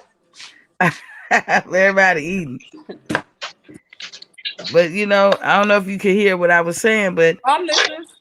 When it comes to the senseless killing of unarmed black people, like police brutality, next time it happened, make sure you look at the person who's so-called pulled the trigger. It be Mexicans. I'm telling you, it be them. It's like Puerto Ricans have always grew up and been around us. Cubans have always grew up and been around us. Most Latinos, spend a lot of time with Mexican. Blacks. Mexicans do not. A lot of them do not like black people. That's just a fact. Me being transparent, the only people that I can tell are, Hispanic, if you will, is Cubans. I can't look at somebody like, oh, he's Mexican, oh, he's Puerto Rican, or he's from Nicaragua. I can't. I personally cannot look at somebody hue and say where they're originating. Real quick. Some people, he could fight. Hold on, y'all. Go ahead, Lisa. So I don't know if somebody else has that issue. Like, I don't look at somebody and it's like, well, you're from Mexico, huh? Oh, you Puerto Rican. I can't tell the difference unless they just come out and tell me they're from Mexico or they're Mexican or they're Puerto Rican. I know they get offended when you assume that they're Mexican versus they're Puerto Rican, but I can't look at somebody and say definitively what they are. I can't. Cactus Jack said black people are not liberated. Champion Heart said facts. Our melanin is our power. This is how you can tell. This is how I can tell. Mexicans, the most dominant of the three that makes up Mexican, Spanish, Black, and Indian, the most dominant in that trio is Indian. So there will be Mexicans that you can't tell. Like, if we didn't know that Canelo was from Mexico and he didn't rep it all the time, he could have been walking down the street. Like, let's say he grew up here without accent, you would think he was a white guy. because he's white looking. He has the color, and he has red hair. He grows a red beard. That is not indicative of Mexicans. That's not something you expect when you think Mexican. But others, how you could tell, because you look for the Indian. When all the Latinos, in Central America, Mexico, Caribbean, on down to South America, what's the telltale sign for me when I look at Mexican, and it's not absolute, is I see the Indian, the cheekbones, the beautiful bronze like skin, and they are beautiful people. So let me say that, so nobody won't be in here thinking I'm crazy, because I really do believe that it's the Indian part. You know how Indians have that cold black hair and that bronze reddish skin, the cheekbone placements. That's what you see. That's how you know the difference between a Mexican and Puerto Rican. Now, to me, this is not an absolute, but when I see Puerto Ricans, they look like light-skinned black people to me. That's what they look like. Now, Cubans, you just start hearing them talk. You can look at their swag. That's the only way I can tell. That's not an absolute. Every way that I say I can tell which one is which, it's not an absolute, but it's certain things that I'll be like, okay, and I'll be like, oh, they got that reddish brown skin. That's a Mexican. Oh, they got that. They just look like a light-skinned black person, or they Puerto Rican. Now, Dominicans are hard because they look like black folks. Zoe Saldana is a Dominican, but you can have a Dominican that look like a Puerto Rican. And they got some Dominicans that are brown, dark-skinned. I mean, yeah, they some of my got Cubans that are really black, dark, right, complected. So you can, but you don't have too many dark-skinned. I mean, I ain't never seen no dark-skinned Mexican. I haven't. Well, you will be giving yourself a good service if you look at Drew Titan. I think he's going to do a show about it. There are millions of black, what you would call Afro Mexicans, and from what I keep hearing, Mexicans treat them like shit. They right there in the country. Really? Yeah, a lot. Girl, no matter if you go to Japan and you start looking at the Japanese people, you go on the outskirts of Japan, not the major cities, they look black too. It don't matter where you go in this world. When you start seeing the real, not the urban city part of that country, you get into the weeds of that country, you're going to see a group of black folks, because everybody comes from a black woman. Wow. Period. Cactus Jack says, shut up, Champion Heart. But yeah, they treat them like crap. And a lot of them, with the little clip that Drew showed, it said that a lot of the the African Mexicans, they don't even venture out from their area because it does them no good. They get discriminated, shitted on, all kinds of things, as if a million people gonna disappear. You guys are worse than the slave catchers. The people who engage in this type of stuff, to me, are worse than the slave masters from back in the day. I mean, to carry on this shit, to think that you superior. And I'm gonna say this, and I don't care how nobody feel about it, because I'm not saying it to be funny. So, I know on Fred's show they ask who's superior, or who are we inferior as black people, because everybody paying attention to Rittenhouse trial over the McMichael's trial, the one, the guys who mowed down the black guy who was running down the street, jogging. Nobody's looking at that. His mom was crying every day. Nobody's, posting about that. But everybody in on it.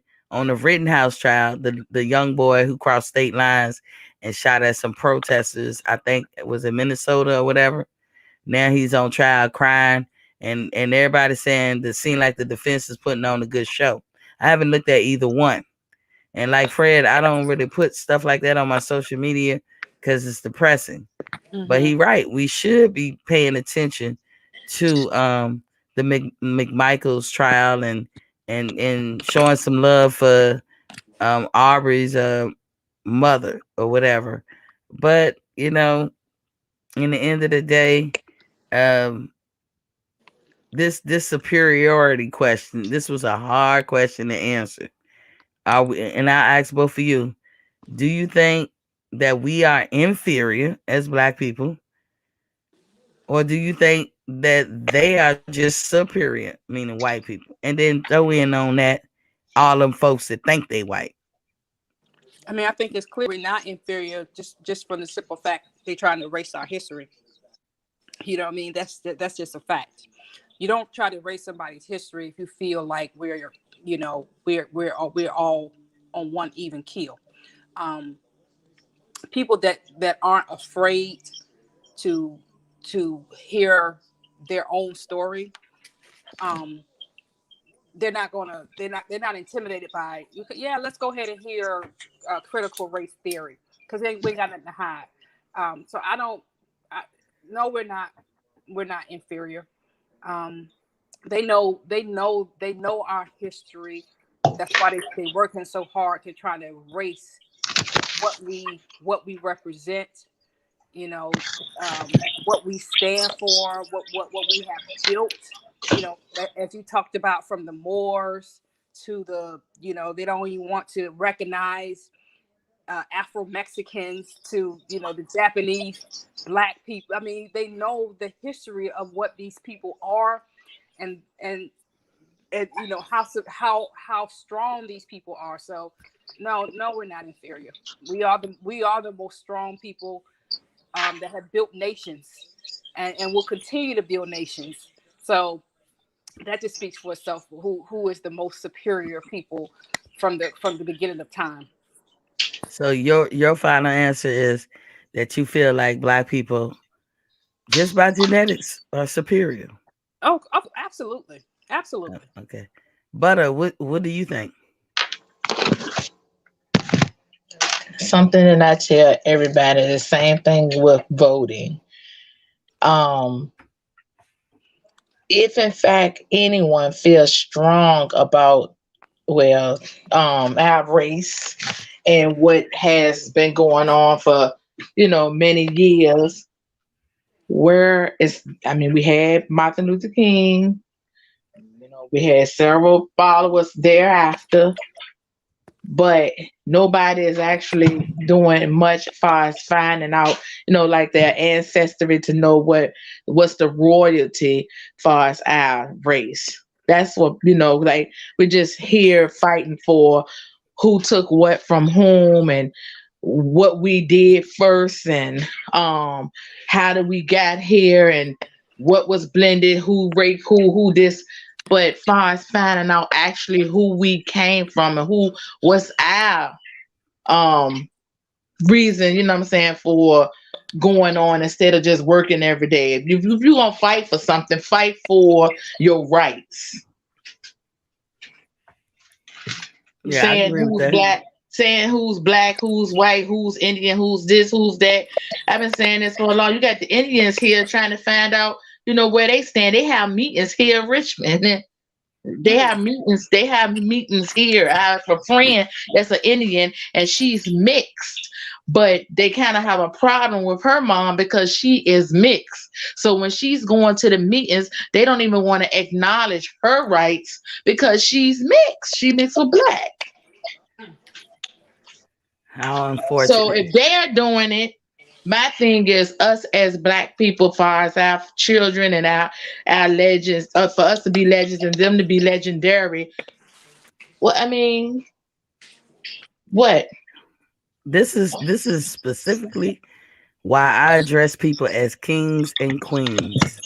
Because if nobody told you, that's just. I don't get into that. I don't get into that. I really don't. I really don't, because I'm telling you, wherever I go, I have not. No, I take that back. Only one time, and I damn near wanted to choke that hoe in Family Dollar.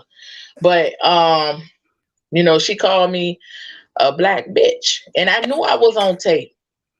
And she was backing out the door, and I said, God, I'm not going to be offended because of the word that she's saying. It's how you presented it and said to me to make me feel like you got a problem with me. I don't care that you call me a bitch. I don't care if you call me a nigga. Don't bother me. Can't beat me. But at the end of the day, it's how you said it. It was her intent. Exactly. Yeah. Noah GX said that, I think I'm pronouncing this right, Ainu are the original Japanese. They are dark with afros, indeed. Champion Heart said at Cactus Jack, laugh out loud. And he also said at Noah GX, you right. Noah GX also said, Queens, you are now ancestors. You will be spoken on 200 years from now. Champion Heart said, it's a fact that we are the original people, but because of the mental conditioning that has been done to us, we don't know who we are. I agree. Exactly, yeah, that's what I'm saying. And we're just here saying we're trying to find a stance, and with finding a stance, we still living our lives. I mean, you doing this show, Lisa doing what she's doing. I'm a mental health counselor. What else is there to me? So I read up on different stuff that pretty much figure out what I want to do. That's why I'm all over the place. But then I say, you know what? My mother absolutely used to draw trees and she's doing it right to this day.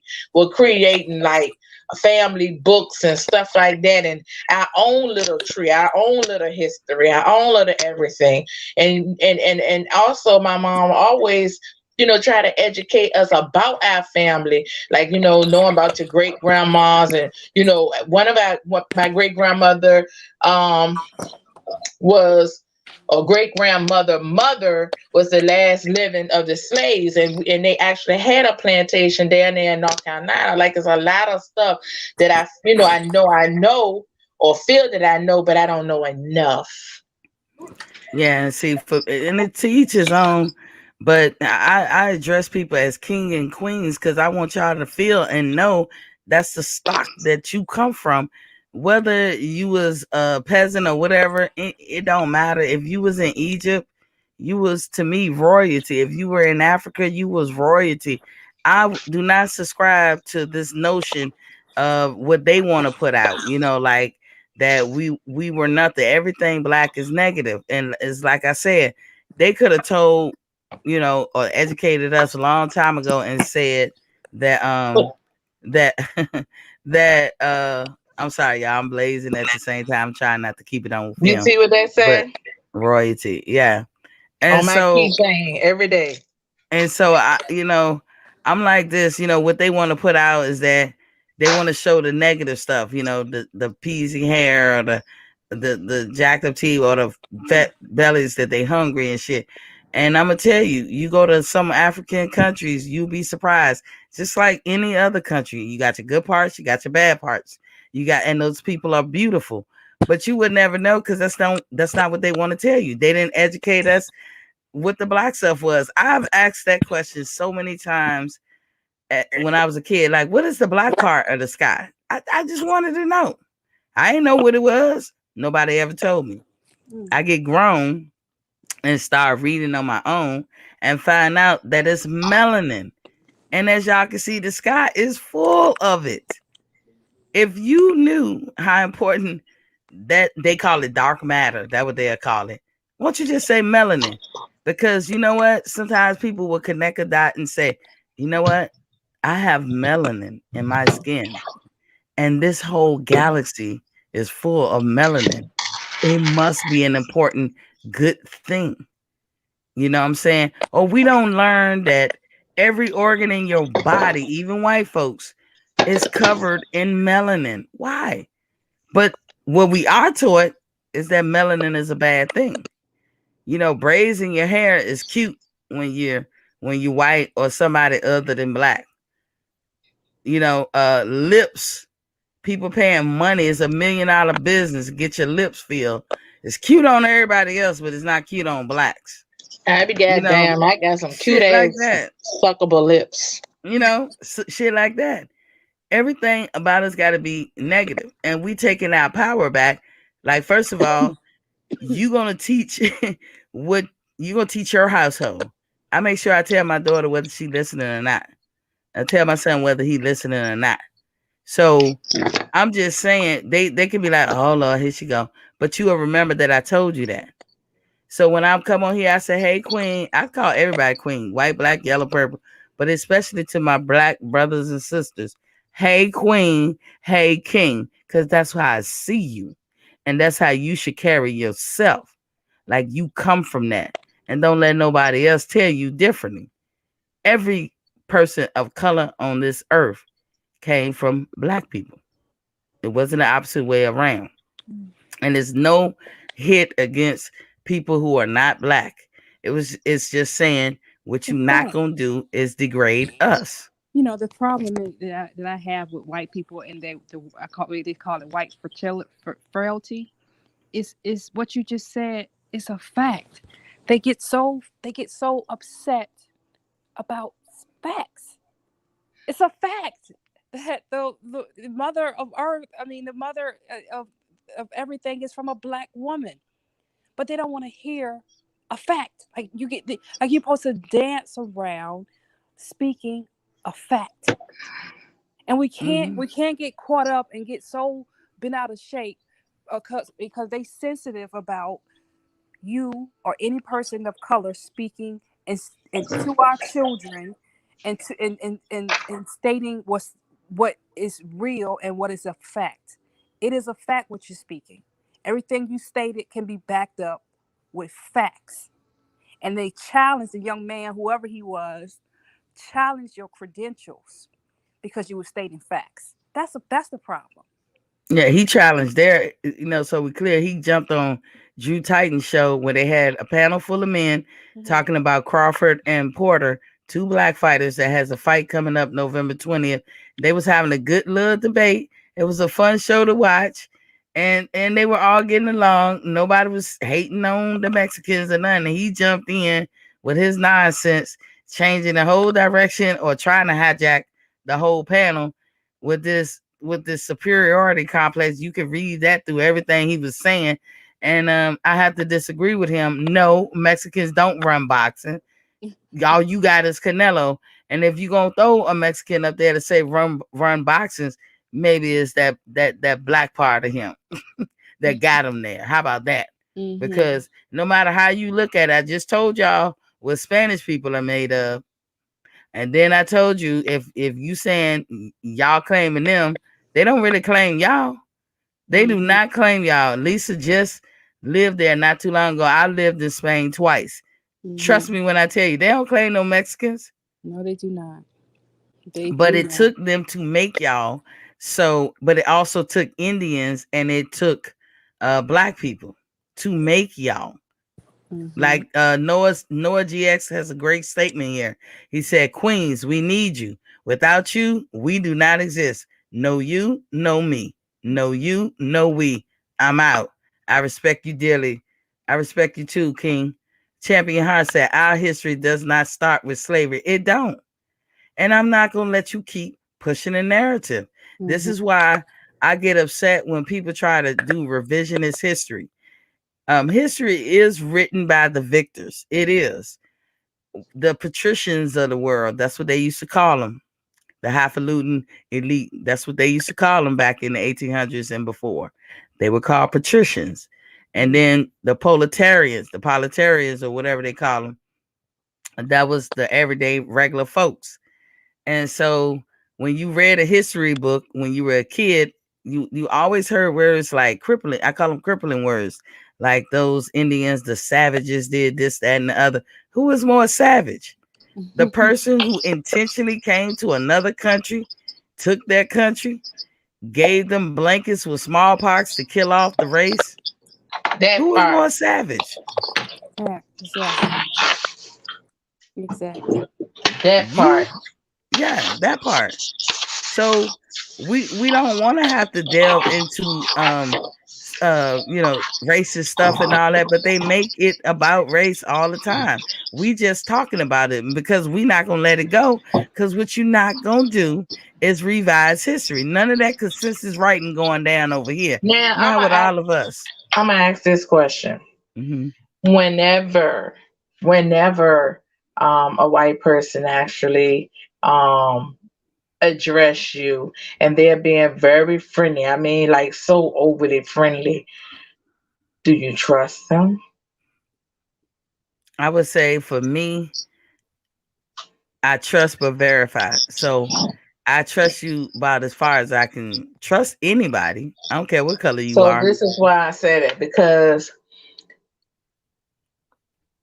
just like we feel that most people see color, some people don't see color. They see the person. And maybe that's just because of me. Don't get me wrong, because when you're rude, I'm going to treat you just as that when you're rude. So the ancestry part, yeah, they fucked up. Yeah, they fucked up. They fucked up bad.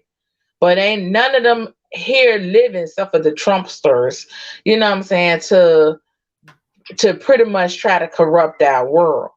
And when I say it's crazy, I don't know if they just feel like they need to say it or what.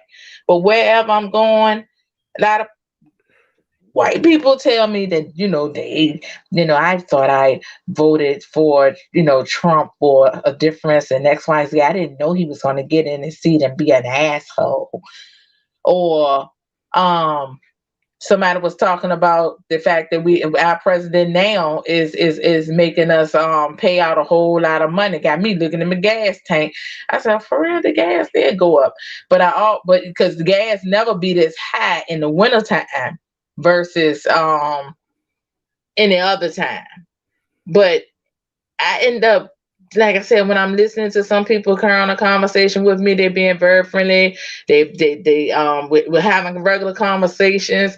Of course, white people love dogs, so I'm always having a regular conversation. You know what I'm saying, with them, where they ain't regular, it's just just being courteous to one another. So I haven't ran across no one, like I said before, as far as being prejudiced and speaking on, history or whatever, because it's almost like the ones here now, they want to forget. But then the ones that Trump have absolutely brought out since he been in the seat, that was scary, because he brought out some people, even blacks, that absolutely, were prejudiced. I mean, seriously, like hateful, couldn't wait to pull out their guns to try to destroy us. Had me go buy one. Had my daughter go buy one. Because anybody got time, you won't be running up over here. And yes, I'm strapped. You ain't running up in here. So, but that's what I'm saying. I have ran across people. I mean, hell, we was in Vegas. They were very super nice. But at the same time, I know how you strongly speak, because you have always, you and, mama. I'm always just being me, dealing with people, not seeing color, and not being able to, not walking this earth thinking somebody's going to be able to, hurt me, and just thank God that I wasn't in that time, to the point that I pray for families that have had families that have gone through that, because I'm pretty sure we have had family or family member, ancestor that have gone through that. So it's like, when I hear you, T, you're absolutely like standing up for them, and I'm proud of you on that aspect. But that's why I asked you that question. So when there are ones that are being friendly with you and talking with you and being like regular, although you stand on your word or how you feel, how do you feel when you're in that situation? Okay, hold on. Champion Heart said there's a 5-part documentary titled Hidden Colors 1, 2, 3, 4, and 5. I suggest we study those documentaries. The information is mind-blowing. I actually watched that. A lot of us did watch that. I actually got them on CD. They're under my TV somewhere. But Yeah, I try to educate myself on that, and just so we can have clarity. If this is not you, I'm not talking about you. Not every white person is bad. Not every Mexican is bad. I'm not talking about you. But Right. when things happen, we have to address the things. We can't add into the conversation something that really don't have nothing to do with it. Like if somebody say Black Lives Matter. Now I don't get down with that group for the most part because I just feel like they misdirected a lot of their anger. I think that at times is a dick swinging contest to me, to be honest. And people are looking for relevance, because if you was truly trying to handle that problem, you'll you still would be be going doing about it in a different way. But hold and you'll on, be butter. still protesting. Yeah, but that's my reasoning for not getting one. It don't mean that I don't believe what the original cause was for. And when somebody say Black Lives Matter, and then somebody come back and say all lives matter, that goes without saying. We were talking about how people are getting brutally and senselessly killed as if they don't matter. And it is one group that's experiencing that, and that's Black folks. So you're not going to get us off our skis by trying to talk about what everybody matters. But then okay, I give you that. All lives do matter. Now what? Can we talk about the issue? Can we talk about the underlying issue that's happening? Or we just going to leave it at all lives matter? So there's nothing to talk about whether y'all getting killed or, fair and unfair. It's nothing to talk about because all lives matter. When you do that as a person, you got to think about what you're doing and what you're saying. Cactus Jack said, tell your friend to shut up. I don't know what you're talking about, pimp. Champion Heart said, it's impossible not to see color unless you're colorblind. Don't trust that. Like Miss T said, they always making it about race. They are. Mikey, I told a story the other day, y'all, and I know y'all don't watch boxing. My first introduction to Mikey Garcia, as we now dubbed him, Whitey Garcia, is when him and I was introduced to them at the same time. Him and Leo Santa Cruz. They both wore tight little jeans and a cowboy hat. That is that's indignative of like somewhat of a white culture. Like a lot of white guys wear tight jeans and cowboy hat, whatever. That's cool. I ain't got no problem with what you put on. When I saw Leo, and he's a Mexican, he comes off to me as a proud Mexican. And this is my first introduction of him. They come into the ring walk, I was like, oh, he's proud of his race. I ain't got a problem with that. I suspect you should be. And he's coming in and he's doing his thing. And that's how I saw a man. And let me see if this man is the goods in this ring. That's it. That was the end of my thought on him. Yes, I saw that he had on cowboy get up, but that was it. When I saw Whitey Garcia, i.e. Mikey Garcia, coming into the ring with his get up on, and just the way he move and his clips outside of the ring, or when he talk, I just got that eerie feeling. This dude don't like being Mexican. He think he white. I never said nothing about it. Oh, we lost Lisa. Hopefully we get her back. I never said nothing about it. I kept it to myself. All them years ago, and we talking like early 2000s or like mid 2000s, whenever he was just, getting a name for himself in boxing, I was like, and then I never said nothing. And then that document Fred put on his show, and I said, I knew it. I knew he was one of them type dudes. That don't mean he speak for every Mexican. He does not. But, you have some out there like that. And then when I was looking at the people who shot the unarmed black guy, I was like, what? We keep saying there's white people doing this, and not capping for them, not trying to get them out the hot seat. But I was like, it's not always white people. It's these people who think they white and think they got that kind of privilege.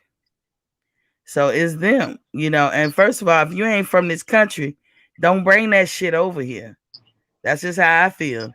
We got enough problems in this country than to deal with you coming over here thinking you know what you talking about. Just like AJ out here trying to act like he a gangster. You understands me? You are not a gangster. Don't come over. You're like a fish out of water when you come over here. Unless you live day to day over here and really learn your history about this country, and you know the struggle, you don't know what the fuck you talking about. So don't even play around with that shit. I can live my life happily around all cultures, the military, even if I didn't know it. And Butter, you know, we wasn't raised to concentrate on people color and be all racist and shit, but we was raised with black pride. I'm sure my mom was trying to put that in us, but we wasn't raised to be just all worried about, and all day long we talk about them, you know, anybody outside of black like a dog. We wasn't raised like that. So we came into the world, can get along with anybody, white, black, yellow, purple, whatever. But when we recognize the position that these people are wanting to place themselves in, we got to speak on it. And for me, I'm doing my little part. Cactus Jack said, no lie. I'm not sure. What you mean, no lie? Clarify, sir. So I'm just doing my part and the little bit that I can do. So if just like bitch is a derogatory word, and you know, people were saying it in the rap songs and all this stuff, but and this is a little story. Jay-Z seemed like he tried to fall back from using the word bitch once he had a daughter. See, I mean, I'm glad that he is doing it, but I don't understand it, because guess what? You had a mama. I'm sure you had an auntie. You might have had a sister. You had some cousins. It took you to have a daughter, you know, with Beyonce to turn around and say, oh, no, you know, I see the wrong and bitch, whatever. But at the same time, I have to look at it like this man was evolving. He was growing up. That's why I say mixing contemporary times with your past is not always conducive. Now, there are some things you can mix those times up with, and they stand the same no matter what year. And the stuff like murder. Murder in 1970 is murder in 2021. It carried the same penalty, should be. It should be judged harshly. But if like Jay-Z calling people bitch every third word in his song when he was in his 20s, and now he's in his 50s, or he came to this realization when Blue Ivy was born in his 40s. If he evolved and say, my bad, I gotta stop doing that because I don't want nobody to call my daughter a bitch. You know, hey, he evolved. I have to give him that. You know, these Mexicans in the boxing world, this is what I'm speaking on. They bringing up the race. They are the new Jim Crow in the boxing world, and we're not gonna have it. We're not gonna put up with it. It's not much we can do, but not talking about it is not the answer. And for the record, for when that guy said that Mexicans run boxing, you got to tell me how. Where? You got Canelo Alvarez, and y'all dubbed him the only Latino to ever, the first Latino to ever win undisputed, or Mexican. They even said Mexican, first Mexican. That's not true. I read off yesterday a whole litany of people who became undisputed. And some people would be like, well, they didn't have all 4 belts. Well, at the time, they had all the belts that was available at that time. It has not always been 4 belts that make you undisputed. It was been 1, it's been 2, it's been 3, it's been up until now 4. You know what I'm saying? So there was undisputed champions who were Mexican descent before Canelo. You are doing history a disservice to push the narrative that he is the first. Don't do that. What he is the first is at the 168 division, he is the first undisputed champion. Now you can give him that, but to say he the first Mexican, or even say go so far to say the first Latino undisputed champion, that is false. So I have to mention, and everybody else should mention, that's not true. Don't let them write no history books or no article, pamphlet, or whatever. Don't let them put it in writing without challenging that. That is not true. And if Canelo knows this not to be true, the maturity on your side is that question. Because I'll be damned if you're gonna dub me something and give me flowers for some shit that ain't even true. I can't accept that. I gotta think about what that look like down the road. Champion Heart said, I'm out, Miss T. Salute to you and your sister on the panel. Thank you, Champion Heart. Thank you for joining in. Cactus Jack said, Canelo think he got balls. I cut him off. Yeah, Canelo, he's a dirty fighter. So he would never be much to me. But I was saying that before he became undisputed. I haven't changed how I feel. But, this problem with and I'm talking strictly about Mexicans. There could be Cubans who feel this way. There could be Colombians. There could be Puerto Ricans. There could be a lot of people that feel this way. I'm strictly right at this moment talking about the problems with Cubans. Not Cubans, Mexicans. And right now we have a problem. And it's a boxing show. So it's rearing its ugly head in boxing. Mexicans are cheating, and they're getting away with it. Nobody else can. Not even white men can get away with it. So we lost everybody. Not even white men can get away with it. And why is that? Why is that? I don't like it when it comes from white people. I'm not going to like it when it comes from Mexicans.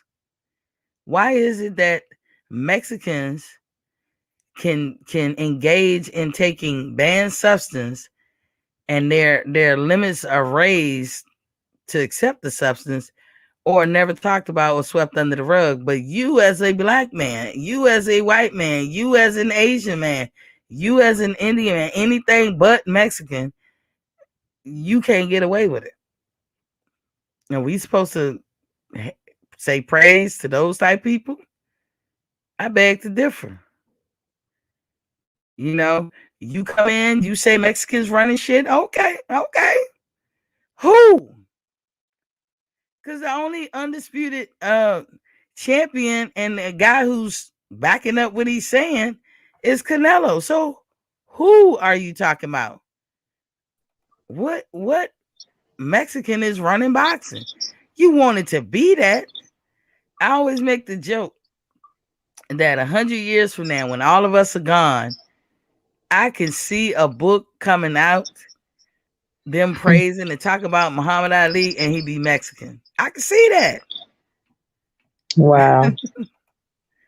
Cactus Jack said Canelo think. Oh, I already read that. So I mean, that's all I was talking about, Butter. I correlated it with boxing. It comes from this boxing narrative that's being pushed nowadays, and Mexicans feeling slighted. Listen, it's not Black people's fault if they're genetically superior, and I believe that wholeheartedly.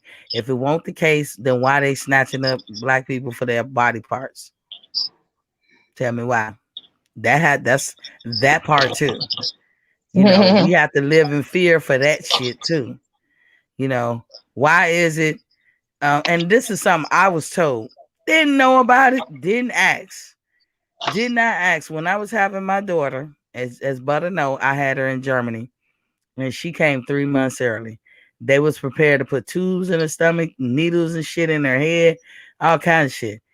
The lady came in, and this is what she told me later. She said, when we walked in, because you were supposed to be the last delivery that night, and I was the only one who had a girl, but I wound up being the first delivery. I still was the only one who had a girl. They said when they walked in and they saw me, they was like, phew.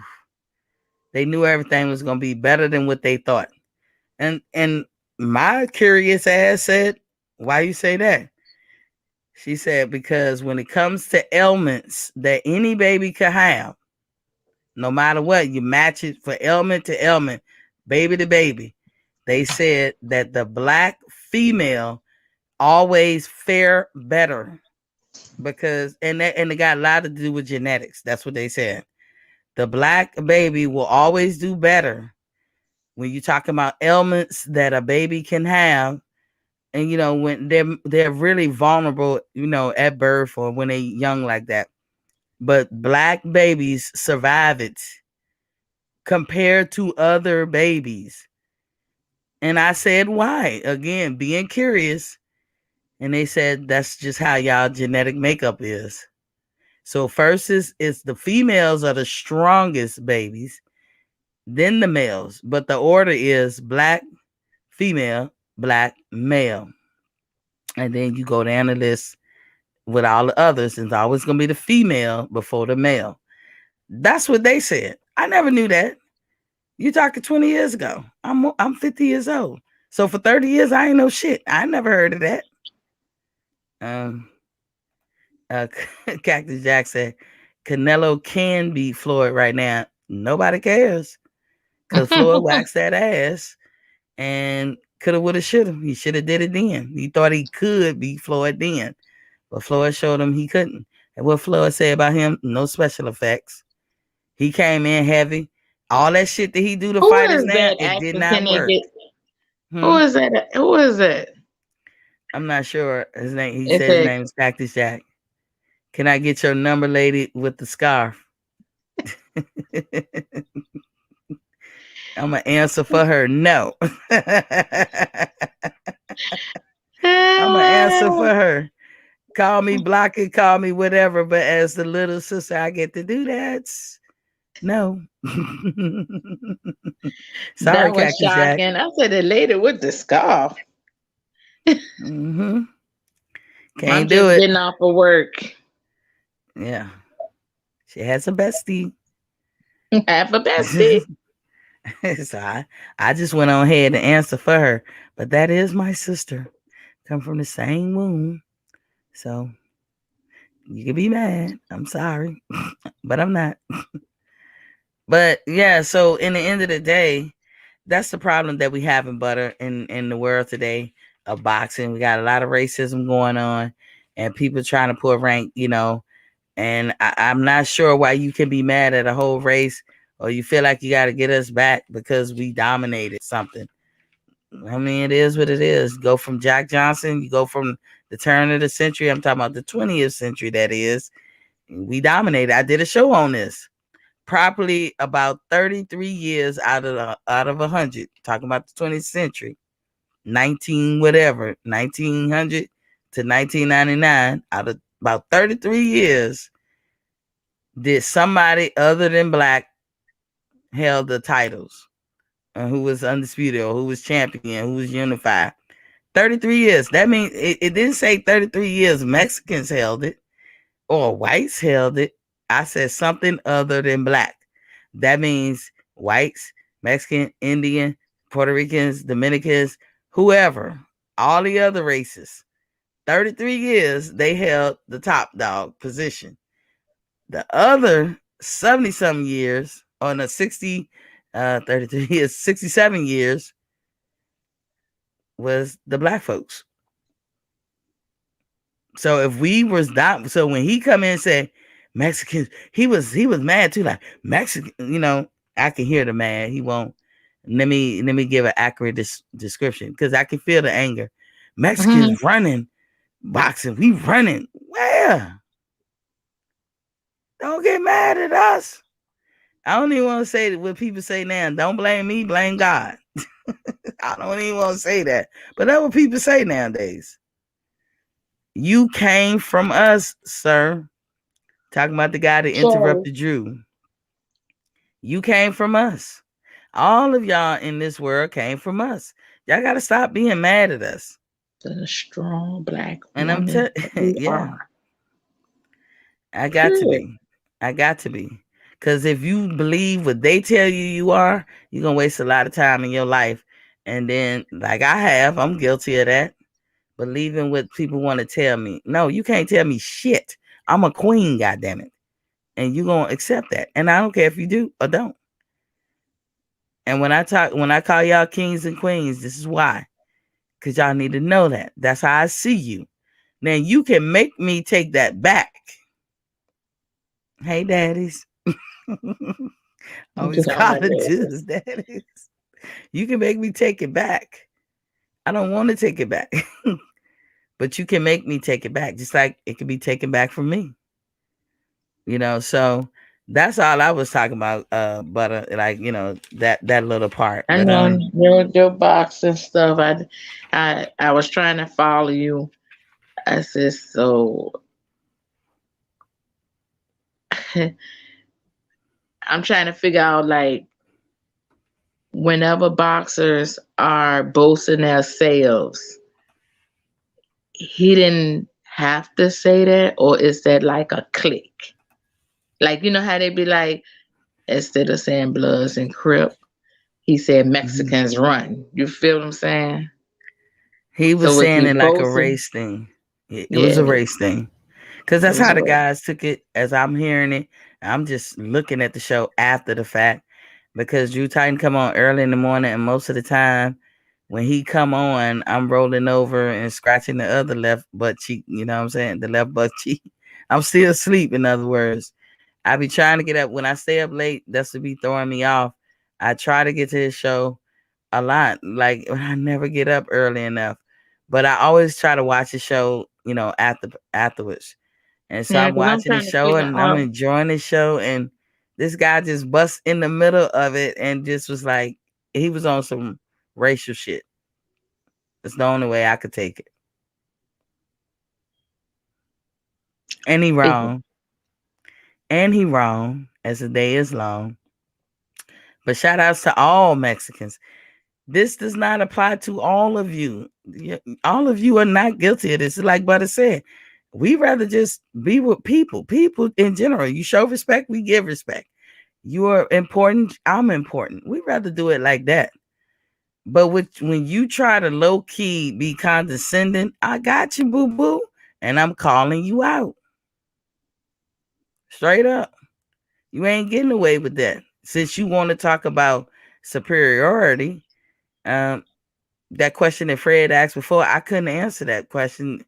It was one of them tough questions, but I would say genetically, blacks are superior. Genetically. Now, I'll have a lot of people being mad. I don't say it about nothing about racism or this, that, and the other. It's a thing, it's a good thing to have melanin. Period. I love my Period. melanin. They make pills, $1 million business. It's injecting your Y'all better lips to get make out them there and full. catch some of that vitamin D. Mm-hmm. It's a $1 million business to pump your lips up. Got it natural. Got it naturally. Where did that come from? It came from me being black. Braids, and I had all our country, all our culture and our tradition. And for the record too, if you ever taken a humanities class, you will know this. And this is not me knocking nobody, because whatever happened, we turn it to good.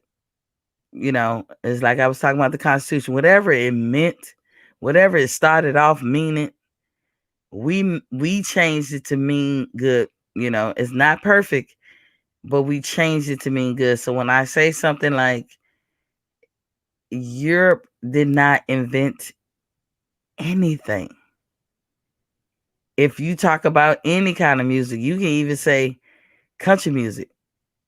All music genres come from Africa. All art come from Africa. All traditions most of them come from Africa. In Europe, it's been more like a hybridization of other people's cultures put together to formulate what we know European culture is today. Europe won the colonization war. They won. Everywhere you go in the world, you have to, if you're in that major city or that capital, them people have to speak English. That's not true everywhere else. Like in our country, we just speak English. We don't speak it like Europeans, but we speak English. But like if you name a country, if they want to work at the airport, they got to speak English along with their regular language. We don't have that problem here. So Europe won the colonization one. They are the victors of that. However, they didn't invent shit, not even religion. All religion come from voodoo. And I realized I gotta I'm gonna fall back a little bit because I don't want to get too much of a history lesson. Y'all mad at me. Some people watching it. Say something for the next episode. I know. We're gonna try. I wonder where my girls at. Lisa came through. It's Friday night. They got paid. They must be. I hope, because I almost was, but I'm sitting the night out. I mean, I was tired. Did a double, so I've been doing a double all this week. I mean, literally doing a double. So you said it's Friday night, and I just got paid. yeah, Picking up a fella with the high top fade. Remember that one? Closely. But if a guy touch my body, I just put him in check and say, "You look at me, I done yawned on the panel. Don't y'all look at that? That come from a hard working woman. Queen. Queen working. Honest day pay. Honest day work. Should put some in my cash app. Put my number. You said put your cash app up there. But my number. Yeah. But that's what I wanted to talk about, y'all. Ain't much more unless you got a topic you want to broach. We've been on this joint almost 4 hours. Y'all been on fell asleep. See, I know, right? It was a good talk. Again, I try to love everybody, just so y'all know. I don't have no qualms with nobody. We got white people in our family. We got Indian people. And without them, me and Butter is not sitting here on this panel. But you're not going to downgrade us. We in a whole nother century. We call the BS flag, and we're going to call it out because that's the only way to do it. You're not going to downgrade us. Watch your mouth. Yeah. And I understand the worst thing you could do is mess with somebody's identity. Identity can make people flip, lose their mind. But stop calling my phone. We gotta get to this. Yeah. Yeah, stop calling people. We got to get to a point where we got to change. If we have to change our identity to the truth, then it's okay. If what you believed in all your life is no longer the truth hurt in the beginning, but it will get easier. If you are a good person that has good intent and you don't wake up with malicious thoughts in your mind and nefarious ideas, you're a good person. And as y'all heard me say, person, white, black, yellow, or purple, person. You're a good person. You're a good person. All of those negative energies. And what's that, Sage? Yeah, that thing look like a fat ass blunt. That's Sage. Yeah. No. Yeah, when I kept low key, when I was coming out, on Fridays, I normally blaze a little bit, but I didn't want to put it on camera, so that's what I was doing. Just some of this. Yeah, some of this good energy. The real good. The real good. Yeah, that's for the Trumpsters, real prejudice, negative energy, spirits that's, also could be ancestry. All of that gotta go. You can't even cross my threshold with that bull crap. Not my house. When I say my prayers and I barely get a knock at that door, that's how I want it. And nobody needs to pop up here, because if anybody pop over here, they come in with some BS. A lot of people. Only person that come up here that really doesn't have any BS is that lady that be bringing that food for me. I know who that is. Yeah, listen, y'all, too. What I was gonna say, damn. Like we love everybody, just so y'all know, but we love the truth. I know I do. We love the truth. We love the truth, and you know what? I love knowing that I came from greatness. That was my stock. But as I just sat here and told you, me and Butter got white and Indian in our family, real close. And both sides. Both sides. And if they weren't in the mix, me and Butter would not be here, because we wouldn't exist. So we say shout outs to everybody of color or not. And but If you And the want to ones come with that the are out rah-rah, there with the good we pray for you. yeah. If you coming with the rah-rah, just know we ain't rolling over. Not no more. Nobody's doing that. And so, when you was talking about the Trumpsters, a lot of people, in my opinion, are prejudiced, including blacks, including everybody. But not everybody is racist. And I'm not gonna get into everything about racism, but racist, only one group in this country can be in the racist group, because the group that is racist has to have the economical power. They have to have the resources, the infrastructure. They have to have these things in place before they can be a racist group. So that's where that come from. That's why I say all of us can be prejudiced, And so, and all of us have had to evolve. To clarify, why I say Trumpsters, I don't want the Trumpsters to absolutely think that because all of them wasn't. Because they actually thought that he was going to be real on a different type of aspect, because some of them wanted to have money. They wanted to get rich. They weren't thinking about all that other stuff. But the fact that happened with the jobs and everything, and then the bullshit, like that man stayed on the news. Like, it's so quiet now. So when I say Trumpsters, it's because he showed y'all faces for real. He showed every last one of y'all faces to me, up and down my streets, in the stores, on your cars, on your dogs' backs. When I walked, I saw y'all, so I know who those people are. But the ones that absolutely had to come up to me on their own, I didn't. Are you voting this year? I didn't want. I'm not voting for Trump. Like, they was trying to make sure they was validated, because they probably believed in him a whole different way. So he won with some people believing in hope, and then the other hope in which other persons was believing in was for the bullshit. So for the Trumpsters, I'm talking about the bullshitters. He spoke to a lot of issues for people like that, like white folks that had issues and wasn't being represented, because a lot of people, let's keep it real, let's keep it a buck, a lot of politicians are going to those communities, promise them the stars, the moons, and all they